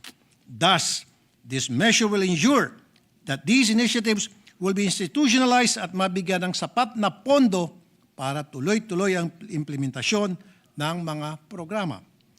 This is not just a bill about budgeting or saving. This is about dignity. Dignity for OFWs who have been remitting consistently over $30 billion annually, and these remittances fuel consumption, sustain communities, and stabilize our financial system. Ang batas na ito ay panigurado ng isang nurse mula Germany, yung engineer mula sa Japan, ang isang domestic helper mula sa Kuwait, at ang isang marino mula sa Indian Ocean ay uuwi na may bitbit na kwento ng sakripisyo at may pondong magsisimula ulit sa sariling bayan. Mr. President, my dear colleagues, I therefore urge each and every one of you to support the immediate passage of this measure, the Free OFW Financial Education Act. Let us give our modern-day heroes not only an opportunity to thrive overseas, but also the chance to financially grow and attain stability at home. Magandang gabi at maraming salamat po, Mr. President. Majority Leader. Thank you very much, Mr. President. And also to deliver the co-sponsorship speech, may we recognize our distinguished colleague, Senator Joel Villanueva. Senator Joy Villanueva is recognized. Thank you, Mr. President. Thank you, distinguished Majority Leader. Mr. President, esteemed colleagues, this representation would like to thank, first of all, our dear colleague, the chairperson of the Senate Committee on Migrant Workers, Senator Rafi Idol Tulfo, for sponsoring Senate Bill number 1910, otherwise known as the Free OFW Financial Education Act, which this representation is proud to have co-authored, Mr. President. We believe that this measure, together with the OFW Remittance Protection Act under Committee on Banks, which we also intend to sponsor this week, Mr. President, are complementary bills that share a common objective. This is to safeguard the hard-earned income of our OFWs and ensure their long-term financial security. When we sponsored the law, Mr. President, not too long ago in creating the Department of Migrant Workers during the 18th Congress, we envisioned financial literacy as an essential component of the reintegration program aimed at the mainstreaming and sustainable return of OFWs into Philippine society. This policy direction is explicitly provided under Section 3, letter I of RA number 11641, otherwise known as the DMW Act. Through this measure, Mr. President, our OFWs will be equipped with necessary knowledge and skills to properly manage their hard-earned income and make informed financial decisions. Gaya po ng sabi ng ating colleague, Senator Rafi Tulfo, yung mga remittances po remain a stable and significant source of financial support for Filipino households. However, Mr. President, it is equally important to examine how these remittances are utilized so that we can identify the critical areas where financial education is most needed. According to Bangko Sentral ng Pilipinas Consumer Expectations Survey Report, for the third quarter of 2025, 95.4% po of households receiving OFW remittances use these funds primarily for food and other household necessities. In contrast, only 39.3%, almost 40%, allocated remittances for savings, while a mere 7.7% invested these funds. Mr. President, kung mapapansin po natin, napakaliit po na porsyento lamang ng remittances ang napupunta doon sa savings at halos wala nga pong napupunta sa investments. Ito po ay dahil iniuuna ng ating mga kababayan ang pagtugon sa pang-araw-araw nilang pangangailangan ng kanilang mahal sa buhay. This representation firmly believes that our modern-day heroes deserve more than just admiration. They must be empowered to make sound financial decisions and be adequately protected from scammers, fraudsters, and other financial predators who seek to take advantage of their hard-earned income. Sa pamamagitan po ng panukalang batas na ito, binibigyan po natin ang ating mga OFW ng kaalaman, kakayahan at proteksyon upang mapangalagaan ang kanilang pinaghirapang kita at matiyak po natin ang mas matatag na kinabukasan para sa kanilang pamilya at mahal sa buhay. Again, Mr. President, in view of these considerations, we would respectfully urge our colleagues to support the swift passage of this measure. Muli, maraming salamat, Ginoong Pangulo, at pagpalain tayong lahat ng ating Panginoong Diyos. Thank you very much, Mr. President. Majority Leader. Mr. President, also to insert into the records their sponsorship speeches are Senator Ejercito, J.V. Ejercito, and Senator Jinggoy Estrada. So inserted into the records. Thank you, Mr. President. To allow our colleagues to study the measure further, we move to suspend consideration of the measure. Hearing no objection, consideration of the measure is suspended. Before I move to adjourn, maybe just to proceed with the reference of business. So that we can Additional take up reference of business, the Secretary Mr. will President. proceed. Additional reference of business. Resolution number 319. Resolution directing the Senate Committee on Foreign Relations to inquire in need of legislation the status, safety, and wealth for Filipinos in Middle Eastern states amid escalating tensions, as well as the measures being taken for their protection by Senator Marcoleta. Refer to the Committee on Foreign Relations and Migrant Workers. 320.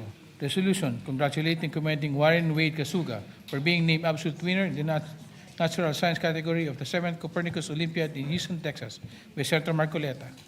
Refer to the Committee on Rules.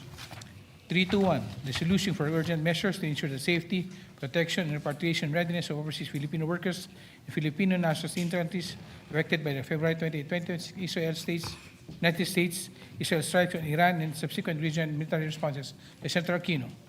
Referred to Committees on Foreign Relations and Migrant Workers. 322, resolution directing the appropriate Senate committee to conduct an inquiry in need of legislation on the potential economic and security impacts on the Philippines of the ongoing conflict involving the United States of America, Israel, and Iran, with the end in view of formulating responsive proactive policy measures by Senator Tulfo Aaron.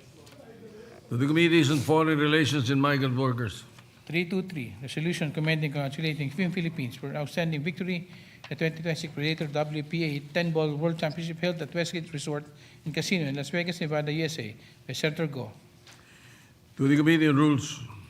324, resolution directing the Committee on Agriculture, Food, and Agrarian Reform to investigate industrialization, the implementation of black tariff vessel monitoring and measures by the Bureau of Fisheries, Aquatic Resources, and concerned agencies and mandated by the Philippine Fisheries Code, RA 8550, as amended by RA 10654 by Senator Hontiveros. To the Committee on Agriculture.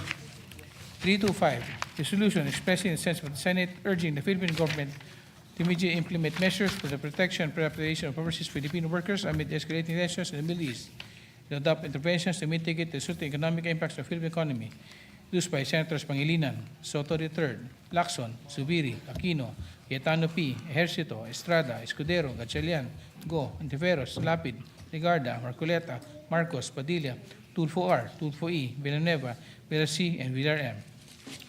To the Committee on Rules. Majority Leader.